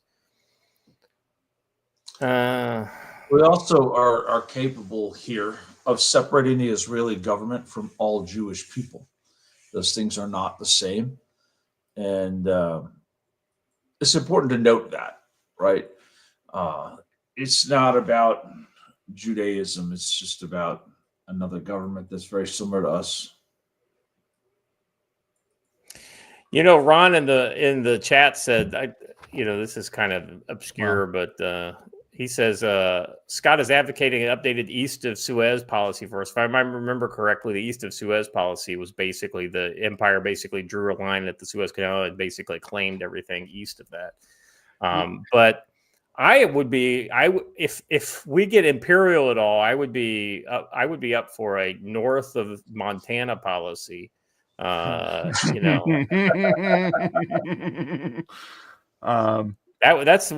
where I'd like to see some American flags get put down. West of Calgary. So. Well, yeah, right. Northwest, like the Winnipeg, line, something like that. Well, we'll have to figure out what a proper latitude line is, and then it can be like south of or north of the 38th, and then east of whatever. With the exception of Vancouver. Exactly. Well, I mean, we can change them. Just something worth. That's right. Thanks, Ron. Yeah, they basically said we're going to keep this. You guys can. Yeah, that's right. Something I think it's worth touching on. We normally do domestic Fridays, but of course now we're doing wall to wall riot and war coverage. But hey, we're looking at future conflicts, right? And so the Israel-Iran war is literally an ongoing and also future conflict. The thing I wanted to ask you guys about is, did you guys catch the clips? Because let's be honest, none of us watches Tucker Carlson interviews. Did you guys catch the clips between Tucker Carlson and Ted Cruz? Yeah, I caught a couple. I caught one that he was trying to say was a gotcha that I was I was quite frankly baffled how anybody thought that. Are you talking about the gotcha. population of Iran? Yeah, like what's the population cutoff where suddenly you are not going to pursue national interest? Can somebody give that to me real quick? If Japan had more people, would we not have gone to war with them? If Russia had less people, would we have chosen to go to war with them? National interest is national interest regardless of population size. What changes is logistics. Kaiser John for $20 in this instance. I'm just saying it's not a way to look at it. No, I agree with you. I think it's a silly one. So. Kaiser John for 20 said, instead of from the river to the sea, from Alaska to Montana, how about from Alaska to the Great Lakes? From the Yellowstone to the beach. So here's the thing. Like Ted Cruz is clearly hey, we should be supporting Israel. Look, he was elected to be the #1 defender of Israel. He literally ran on that. Right. So it's not like anybody is surprised that he says this, right? And so, but he is advocating that we should be taking part, right? In what's happening in Israel. Now, I don't believe that, but I also don't agree with Tucker, who is like, this is completely unjust. Like what's happening to Iran, right? I mean, like here's my take, right? I'm somewhere in the middle because I tend to fall in the realist camp of when it comes to political interactions. The only people who can determine for Iran if having a nuclear weapon is right for them is Iran. If they want to put the money into it, and if they think that that's what they need to have for their security goals, whatever those goals may be, then Iran should make that. Now, if you're a neighbor of Iran and you don't want them to have a nuke, and it's in your national interest not for Iran not to have a nuke, then you should publicly say that, hey, listen, we don't want Iran to have a nuke, and we're willing to do something about it if they achieve that aim. And so that's what you have. You have two countries acting in what they see as their national interest. Israel. So other people, and I don't remember if this was in the clip, but I think it was. They, basically said, well, why can one have a nuke and the other one can't, right? Well, Israel has had a nuke since what, the 70s, the 60s, the late 60s, something like that. Or was it the 80s? When did South Africa fall? It was in the 90s. Anyway, the point is they've had a nuke for quite a while. Let's call it 30 plus years, right? And they've successfully not nuked anybody. So that's a pretty good track record, right? Iran, on the other hand, has publicly said that essentially they want to wipe Israel off the map. I mean, guys, it seems to me let's not leave that part out. And in fact, if you look at their language, like a lot of people say this really fucking retarded line that essentially, if like they'd leave, Iran would leave America alone if we weren't allies with Israel. No, if anything, the language Iran has been saying for a very long time states they hate Israel because we're allied with them. Yeah. Well, they are the ones who originated the Saturday people, then the Sunday people. So. Yes. So the point there is that Israel's got every right in the world to bomb the living shit out of Iran. Iran signed the non-proliferation, the fictional kind of international agreement of non-proliferation, yet they continue. So why would you sign that? I mean, it's everything about Iran has been completely duplicitous in this entire process. They were trying to do deals and be nice to us, yet they were killing, like during just within years of them making the JPOA, they were killing American service members in Iraq. The IRGC was actively operating when we were in Iraq, helping kill American service members. Because the Iraqi government had no desire to help us rid the nation of them. Yeah. Look, if people need an illustration of it, I mean, I'm very surprised, even at people in our chat who are generally, I think that they must just be miseducated about a lot of the facts. We're talking about a nation who is led by a man who, and I'm going to be very careful about this considering we're broadcasting, but is led by a man who famously wrote a book normalizing, we will say, the extremist of the most extreme attempting to normalize of the LGBTQ behavior towards young people, as according to how he views it in alignment with his religion. And I'll leave it at those words specifically so that we can stay broadcasting where we are. Bottom line is that if I had to pick a side in that discussion, I'd say I'm somewhere in the middle. I think Israel should be able to do what they're doing. I don't think America should take part because I don't think it's in our national interest to take part, if I'm honest. Is it in our national interest for Iran not to have a nuke? I think that you could argue that. But if Israel's willing to do it, then we don't need to do it. It stops being in our interest if somebody else is willing to do it.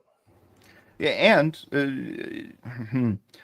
honestly, if Israel can do it by themselves, I think that's honestly in Israel's best interest on the regional and global scale going forward. It makes them somewhat of an independent actor in this, and that does lend credibility to a lot of this stuff. I don't know. I just look, it's like you're saying, like I would say that I am basically in the middle with a very slight lean towards, I don't want us paying for it. I don't want us on the ground doing it. But fuck Iran. You know, I want to put out another good piece of news that happened. I know everyone was lamenting the fall of the Tomcats, but here's the thing. They never belonged in the hands of Iran in the first place. So I'm good with them being at the same time, apparently the Israelis schwacked a whole bunch of Super Cobra AH-1s that were on the ground in Iran. And again, another aircraft, another airframe that I don't think Iran ever should have had. So, yeah, and I think I was seeing they got 7 out of the roughly 25 they think are still airworthy at the moment, which, woo, smoke them. I'm curious what model they have. I would assume it's an old Vietnam War era one. Yeah, it's the first one. AH-1. Yeah, they are really cool choppers. Luckily, we have a lot of those still, though. Evidently, it's the AH-1J. It's the international variant of the Sea Cobra. Yeah. Mm-hmm. Well, yeah, it'd be Sea Cobra is the only one that really still in existence because only the Marines still use it. So yeah, but now it's on like the AH-1 Zulu model or something like that. Garrett Pace asks, "Have we deployed a MOP in combat?" No, a MOP has never been deployed. Well, theoretically, supposedly a MOP. I think we dropped one on. I think Trump dropped one in Afghanistan. Oh, that's right. Yeah. So I think was that a MOP or a Moab? I'm pretty sure that was a MOP because it was. You're right. It was an underground complex. Yeah, it was a tunnel complex. Taliban tunnel complex. So not a lot of data, but some data. We do have a lot of test data, though. We have used it in a lot of simulations. I think we did drop Moabs earlier in the war, though, as just kind of like a show of force type deal. Well, and on that crazy mountain stronghold that they famously hold up in.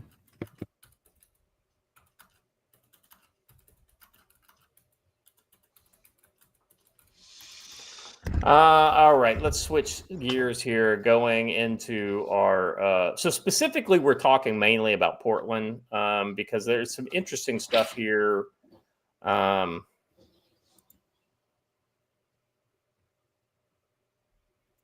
Okay, so there was a Moab drop, by the way, Joe, in 2017. That was against ISIS-K tunnel complex. Is the first combat use of the Moab, the 21,000-pound non-nuclear airburst weapon delivered by an MC-130. So it was not the penetrator. There's no confirmed reports of us using the 57A, which is the MOP, the massive penetrator. But there is some theory that we did use one recently in Yemen to hit one of their underground missile facilities. Yeah. I mean, nothing confirmed though. All right, so we're going to talk a little bit about crushed ice riot.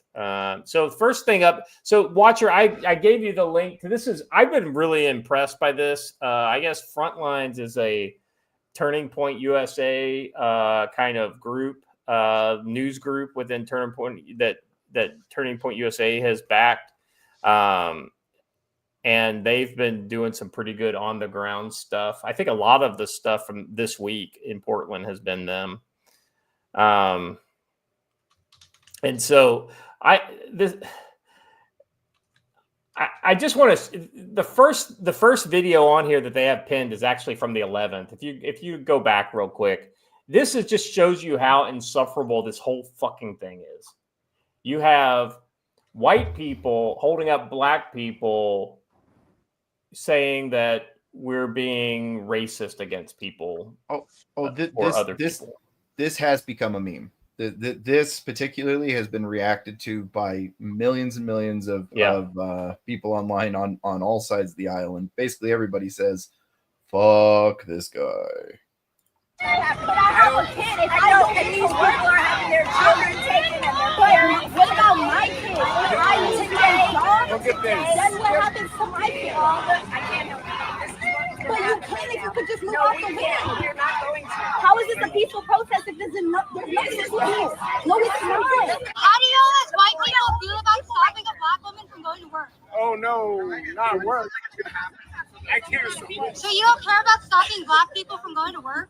Look at this line that you guys are causing. Oh. And why does he not care about work? Well, he literally but the thing is he's smug about it too.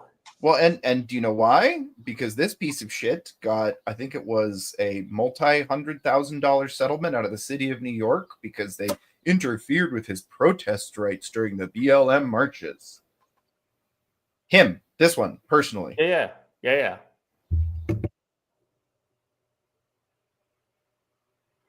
So anyway, so feel free to just, as we kind of talk about this stuff, to show some of the footage from their channel. It's been pretty good. All right, so let me get into the first story here. Fed shut down mask agitators. Portland ICE anti-riots crushed by federal agents. Agents deployed non-lethal munitions like flashbangs to disperse unruly crowds. Real quick, Joe.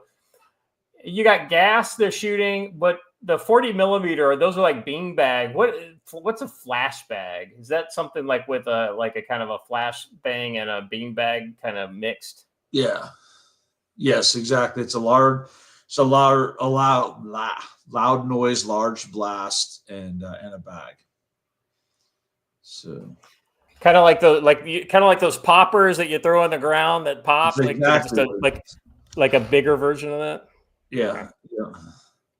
And federal when it agents hits the chest and goes pop, it's a very big, very, very mind-changing munition. So yeah. Federal agents used non-lethal munitions to shut down a large group of protesters who tried to block law enforcement vehicles from entering and exiting an ICE facility in Portland, Oregon. Chaotic scenes unfolded when agents deployed rubber bullets, tear gas, flashbangs to disperse the who had swarmed the compound. According to video captured by Turning Point USA's Frontlines, which is why we're kind of looking at their video. It was the latest in a series of protests outside ICE buildings in the sanctuary city that has raged for about a week and a half. Hundreds of mostly masked protesters had marched on the streets before sunset, where some were holding signs reading, "Nobody is illegal on stolen land," and protect immigrants and refugees. Several were wearing keffiyehs, a symbol often associated with left-wing protest movements.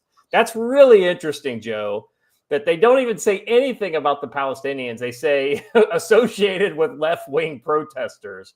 You know, I mean, Fox has gotten better in recent years. Well, maybe in the last year or so, and you know, they seem to be altering their word choice where it's actually factual. Right. As nighttime fell, tensions escalated and protesters rolled a dumpster in front, which is exactly what you just saw. The dumpster that they pulled in. Here's what's funny is these cops have obviously been watching Watcher and I's Riot Watch, because they're like, we're not having Watcher and Joe put a bounty on that dumpster. Oh yeah, Save the dumpsters. I think they might have been, because I think they if you watch here in a moment, they got sick of us saying, why are you allowing them to do this? And they brought in enough gosh, who was it? I think it was Homeland Security officers to outnumber the protesters significantly, and they took absolutely no shit.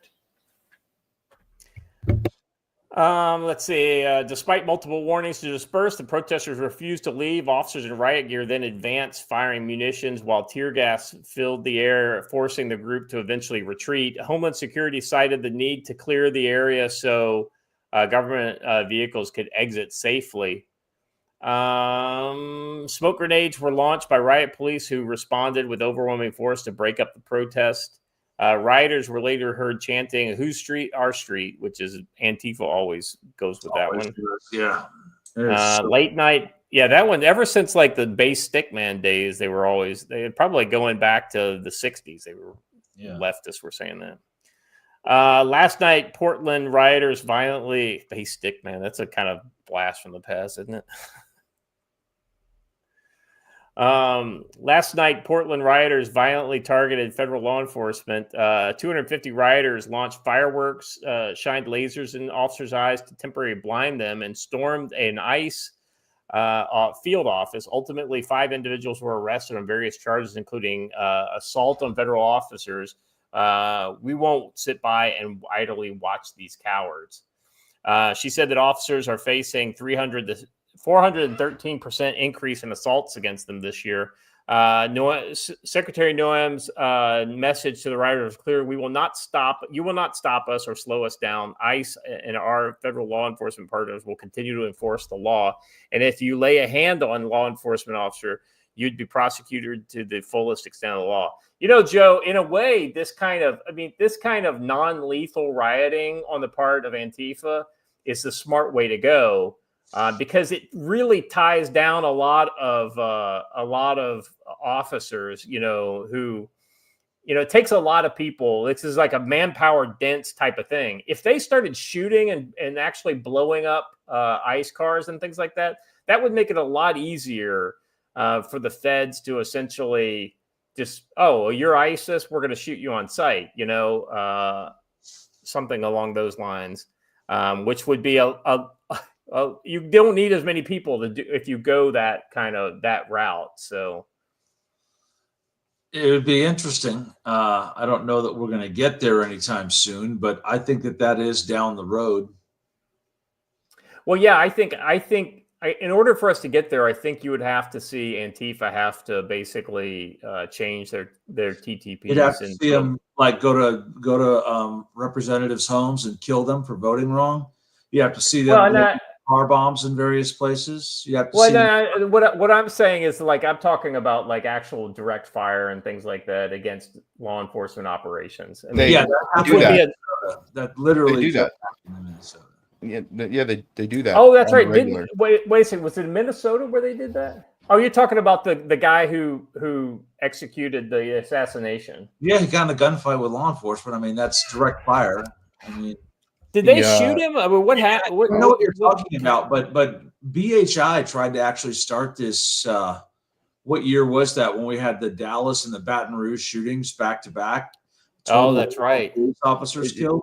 That was Black Hebrew Israelites, direct fire, bomb. Yeah, wasn't that after the hands up, don't shoot kind of stuff? Right after the BLM, it was during the BLM riots, actually. I don't know why nobody remembers this, but during the 2020 riots, there were many, many times in which law enforcement was openly fired upon with firearms. 23 people died during the summer of love. People don't remember that. It's unbelievable. But yeah, no, the fact that Antifa hasn't already been declared a terrorist organization is beyond. It is unconscionable. Well, and then if you do that, then you can start actually raiding them and going on the offense against their membership and their properties and all that kind of You stuff. could if there was any political will to do so. Right now, this video actually helps both sides, so there's no political will to end it. Yeah. This video helps the Republicans because they say, hey, look, we're fighting for law and order. Helps the Democrats saying, look, we're fighting and resisting a tyrannical federal government.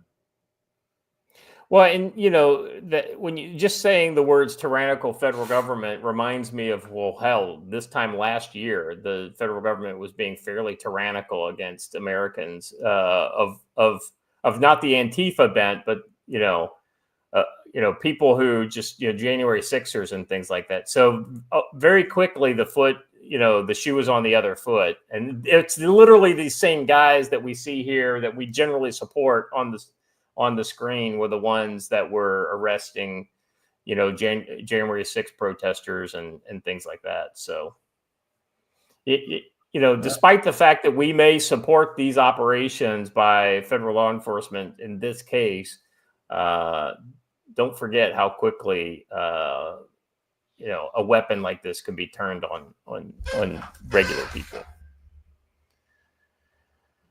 All right, let's go to the next story. I wanted this next one. Let's a good kind of interim thing. Did you guys see this right here? This is what you're going to start seeing because law enforcement, especially local law enforcement, is not. It's like. Oh, go ahead, and just pause it for a second and let me tee this up. So what you have in Portland is essentially federal law enforcement enforcing, their will upon these protesters because the local law enforcement is completely unwilling to do so.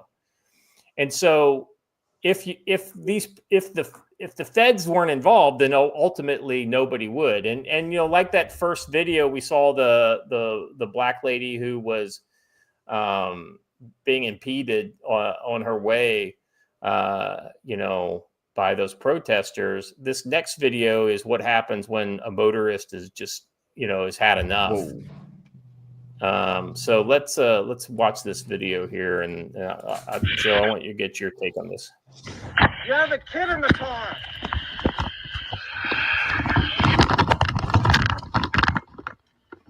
I need some context. What happened first? Well, I mean, you don't have a lot because this video is very short. Let's see. Let me give you the what Andy No put. A Reddit video edited it to make it look that way. Right. A Reddit video reportedly shows a man angrily ramming his car into a group of rioters after they taunted him near the ICE facility encampment. The post claims the local resident was frustrated by protesters blocking the street. Clearly, there's more to this, but let's be honest, he could have driven away there too. So He it's should have not like driven away. I mean, in all honesty, so because if this guy's going to end up going to jail because of this, because there's his license plate, so they'll just take this to the cops, and the cops it's easier for the cops to arrest the one guy than the mob. Mm-hmm. And so this is, I totally understand how this guy feels, but you can't do this. It's one thing to say, I was in fear of my life. They were surrounding my car. My child was in the back. Somebody broke the window, somebody hit my window or something with some kind of implement. And so I sped off, in fear of my life. Right. But this is not that. No. That being said, if this was Florida, he would just get a warning. Oh, agreed. Check private real quick.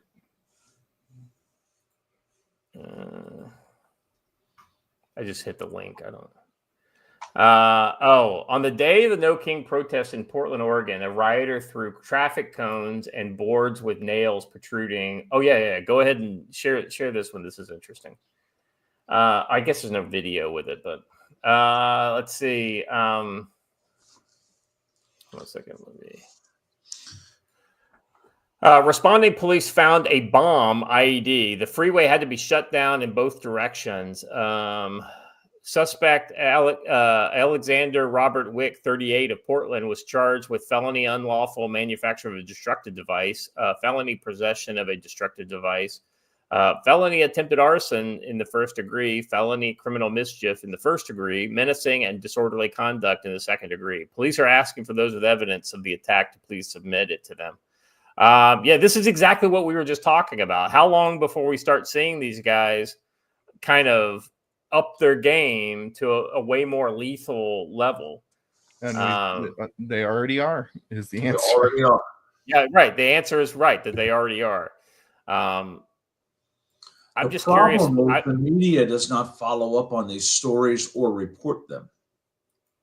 Well, this goes right into the idea that what we've been talking about recently, Joe, that literally there are acts of terror occurring in America every week. Every week. And I guarantee you, if Alexander Robert Wick was a Trump supporter who was a counter protester, it would be nonstop wall-to-wall coverage. Just like the assassinations in Minnesota. They didn't make much news once it came out that it wasn't who they thought it was, right? Now they act like it's just a local crime story, when this was a legit planned and carried out assassination for failing to follow the directives of the Democratic Party. Yeah, 100%. This was tied directly to that vote. All right. I'm gonna go to the final story here. Okay, so here's the biggest problem, right? Yeah. Let's watch this video first while I read the story, because there's, largely lawful or violently rioting. So look at this. Look at what's happening in this video, and you tell me what you think. Largely lawful or violently rioting. Portland police and feds split on nightly ICE protests. This is OregonLive.com. So this is an Oregon-based. This much is certain. Authorities arrested at least 7 people near the U.S. the ICE office in Portland's South Waterfront. But Portland Police Bureau officials and federal authorities offered very different pictures of what was happening amongst the crowd of 250 people who were gathered near the ICE building. The U.S. Department of Homeland Security called them rioters in a social media post, adding that, which is correct, this is absolutely a riot. Adding that federal agents ultimately placed 5 under arrest. Portland rioters violently targeted federal law enforcement agents. Federal officers clad in tactical gear deployed what they appeared to be smoke, tear gas, flash grenades, and other projectiles during the chaotic confrontation. We won't sit idly by and watch these cowards, Homeland Security's X account said. Separately, Portland Police Bureau called the protest a largely lawful gathering. Yeah, look at that video right now. Largely lawful. 250 people. Almost every one of those 250 people, probably every one of them, committed criminal acts and theoretically could be arrested. And yet, ironically, we have state and federal troops deployed in Los Angeles for security, but not in Portland. Yeah. Portland police officers said they cited Eduardo Diaz for 22 on suspicion of unlawful directing a light from a laser pointer, and Marina Rivera Loza, 19, subsequently arrested and booked into the Multnomah County Detention Center on suspicion of second-degree trespassing. More than 24 people have been arrested on various state and federal charges since June 8th, according to law enforcement officials and court records. At least 3 people have been charged with assaulting a federal officer. In its press release, the Portland police reiterated that the Bureau does not conduct immigration enforcement due to sanctuary laws. However, the Bureau is still responsible for maintaining public safety and enforcing state laws. Tell me how they're doing. Look at this video. Explosives being used against federal forces. I'm what sorry. do you guys think? Huh? I thought you asked me a question. Sorry. No. What do you guys think? I mean, how can anybody fucking think that this is largely lawful? Yeah, it's not. Yeah, this is not peaceful at all. It's just an in-group signal. They're saying, "Hey, we're We're part Oh, of your resistance. Don't come Well, after no, it's our because police they live in stations." occupied territory. Exactly.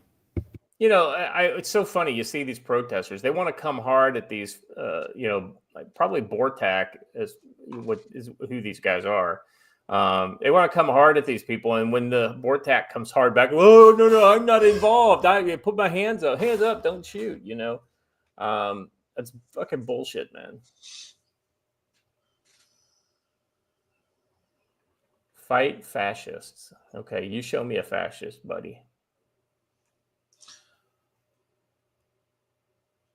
What I think is funny is these guys are all for pushing and throwing rocks, and then when the line advances towards them, they automatically throw their hands up, like that Right. means something, right? First of all, it means you're actually a coward. You don't represent what you really said.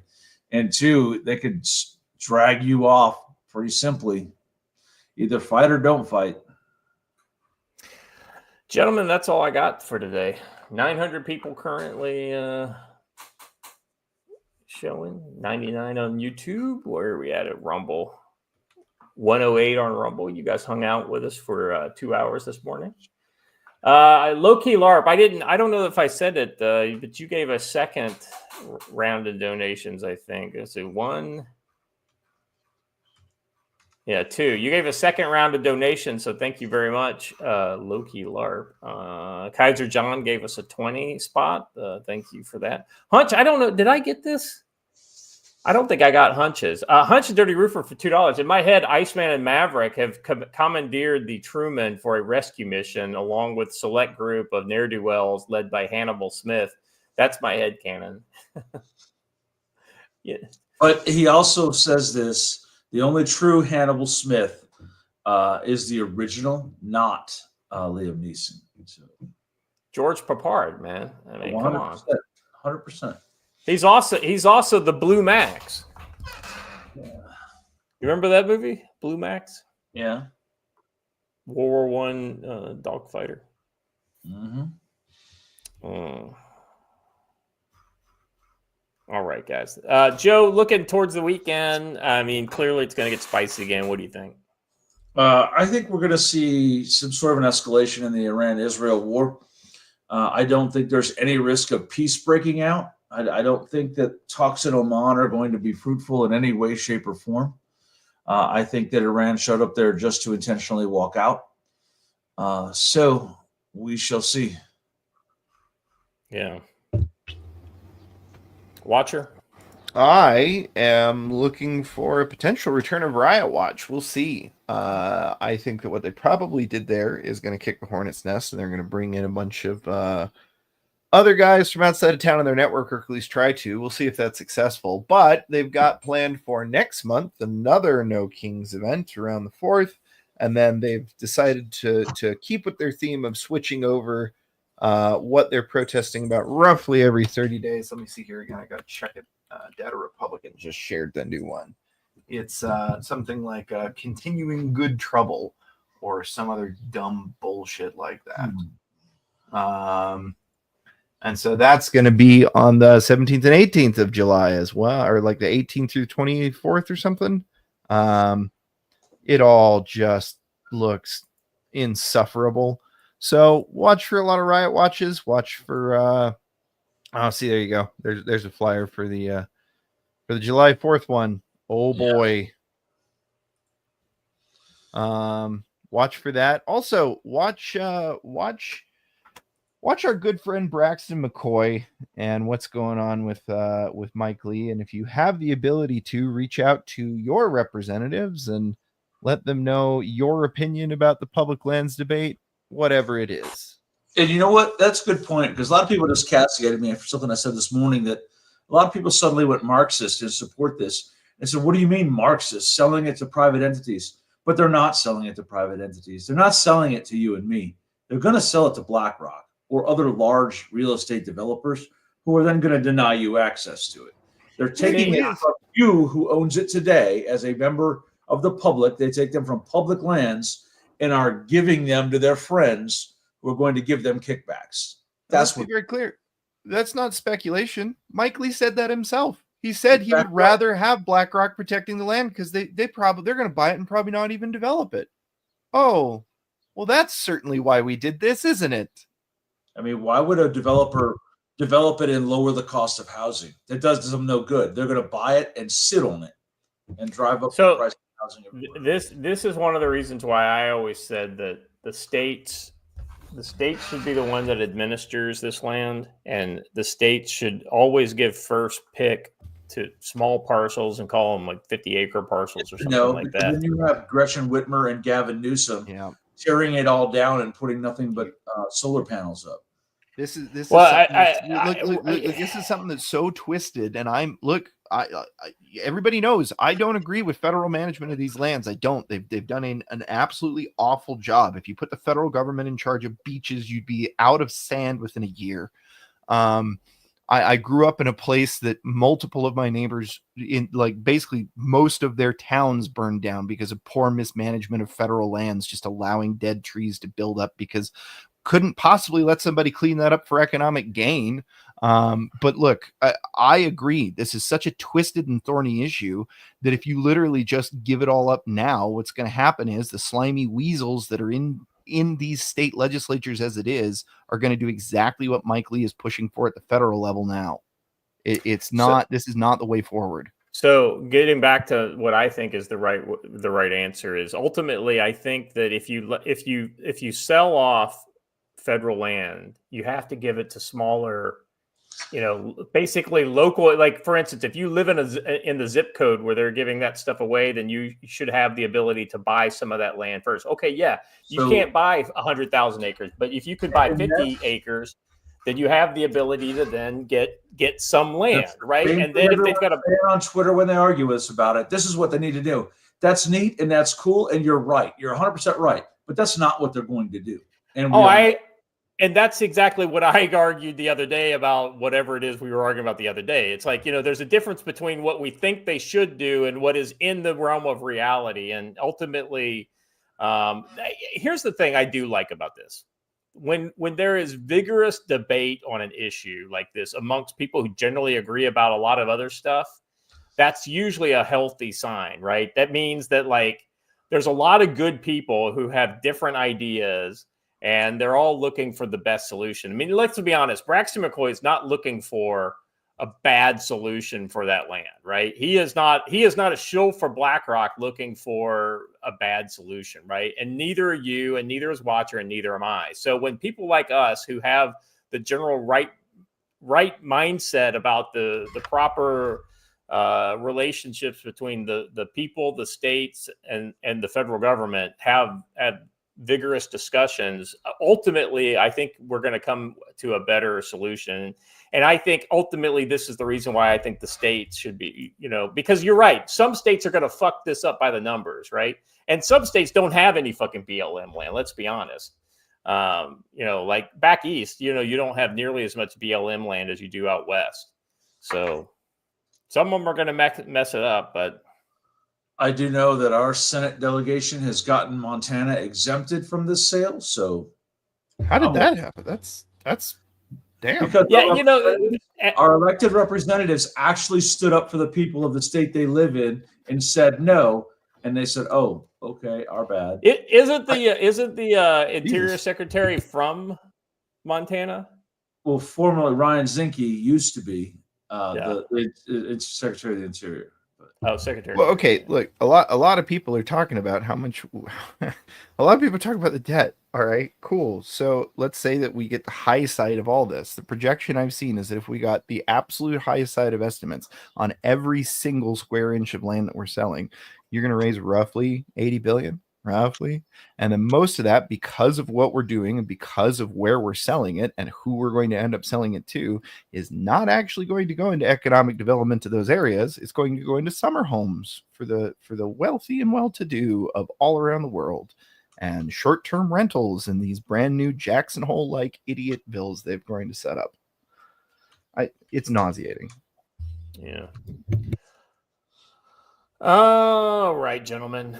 That's all I got for today. I think this is a great show. I think glad Pete was able to join us. He was supposed to come back in like 5 minutes, and life happens, so he wasn't able to come back. So thank you to Pete for being here.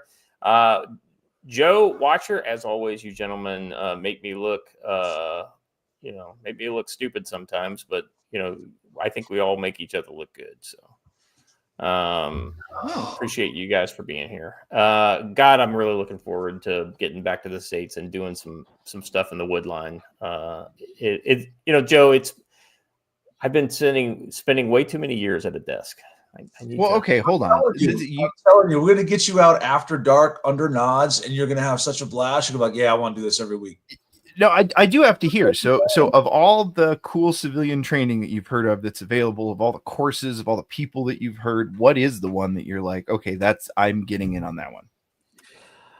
Well, I'll be honest with you. It's I want to kind of dip my toe in a lot of it because some of it I want to just kind of read. Like for instance, like land nav is a great example. I feel like I am a T at the skill set of land nav. That being said, it's been a while since I've gone out there and actually done it. So I just want to get out there and relock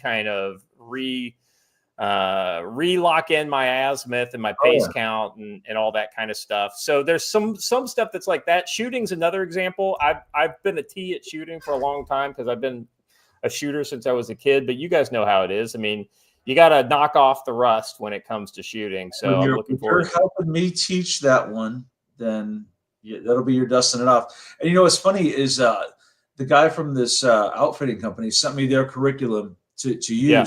And it's almost the same as mine, except they do everything based off of degrees, minutes, and seconds versus UTM or MGRS. Right. So I'm kind of having to study myself and remember that the math is different with degrees, minutes, and seconds, and trying to do all that. So especially like plotting grids and things like that. I would just refuse. I'm sorry. I'm going to be downloading MGRS maps. So and this is my compass and protractor. Leave me alone.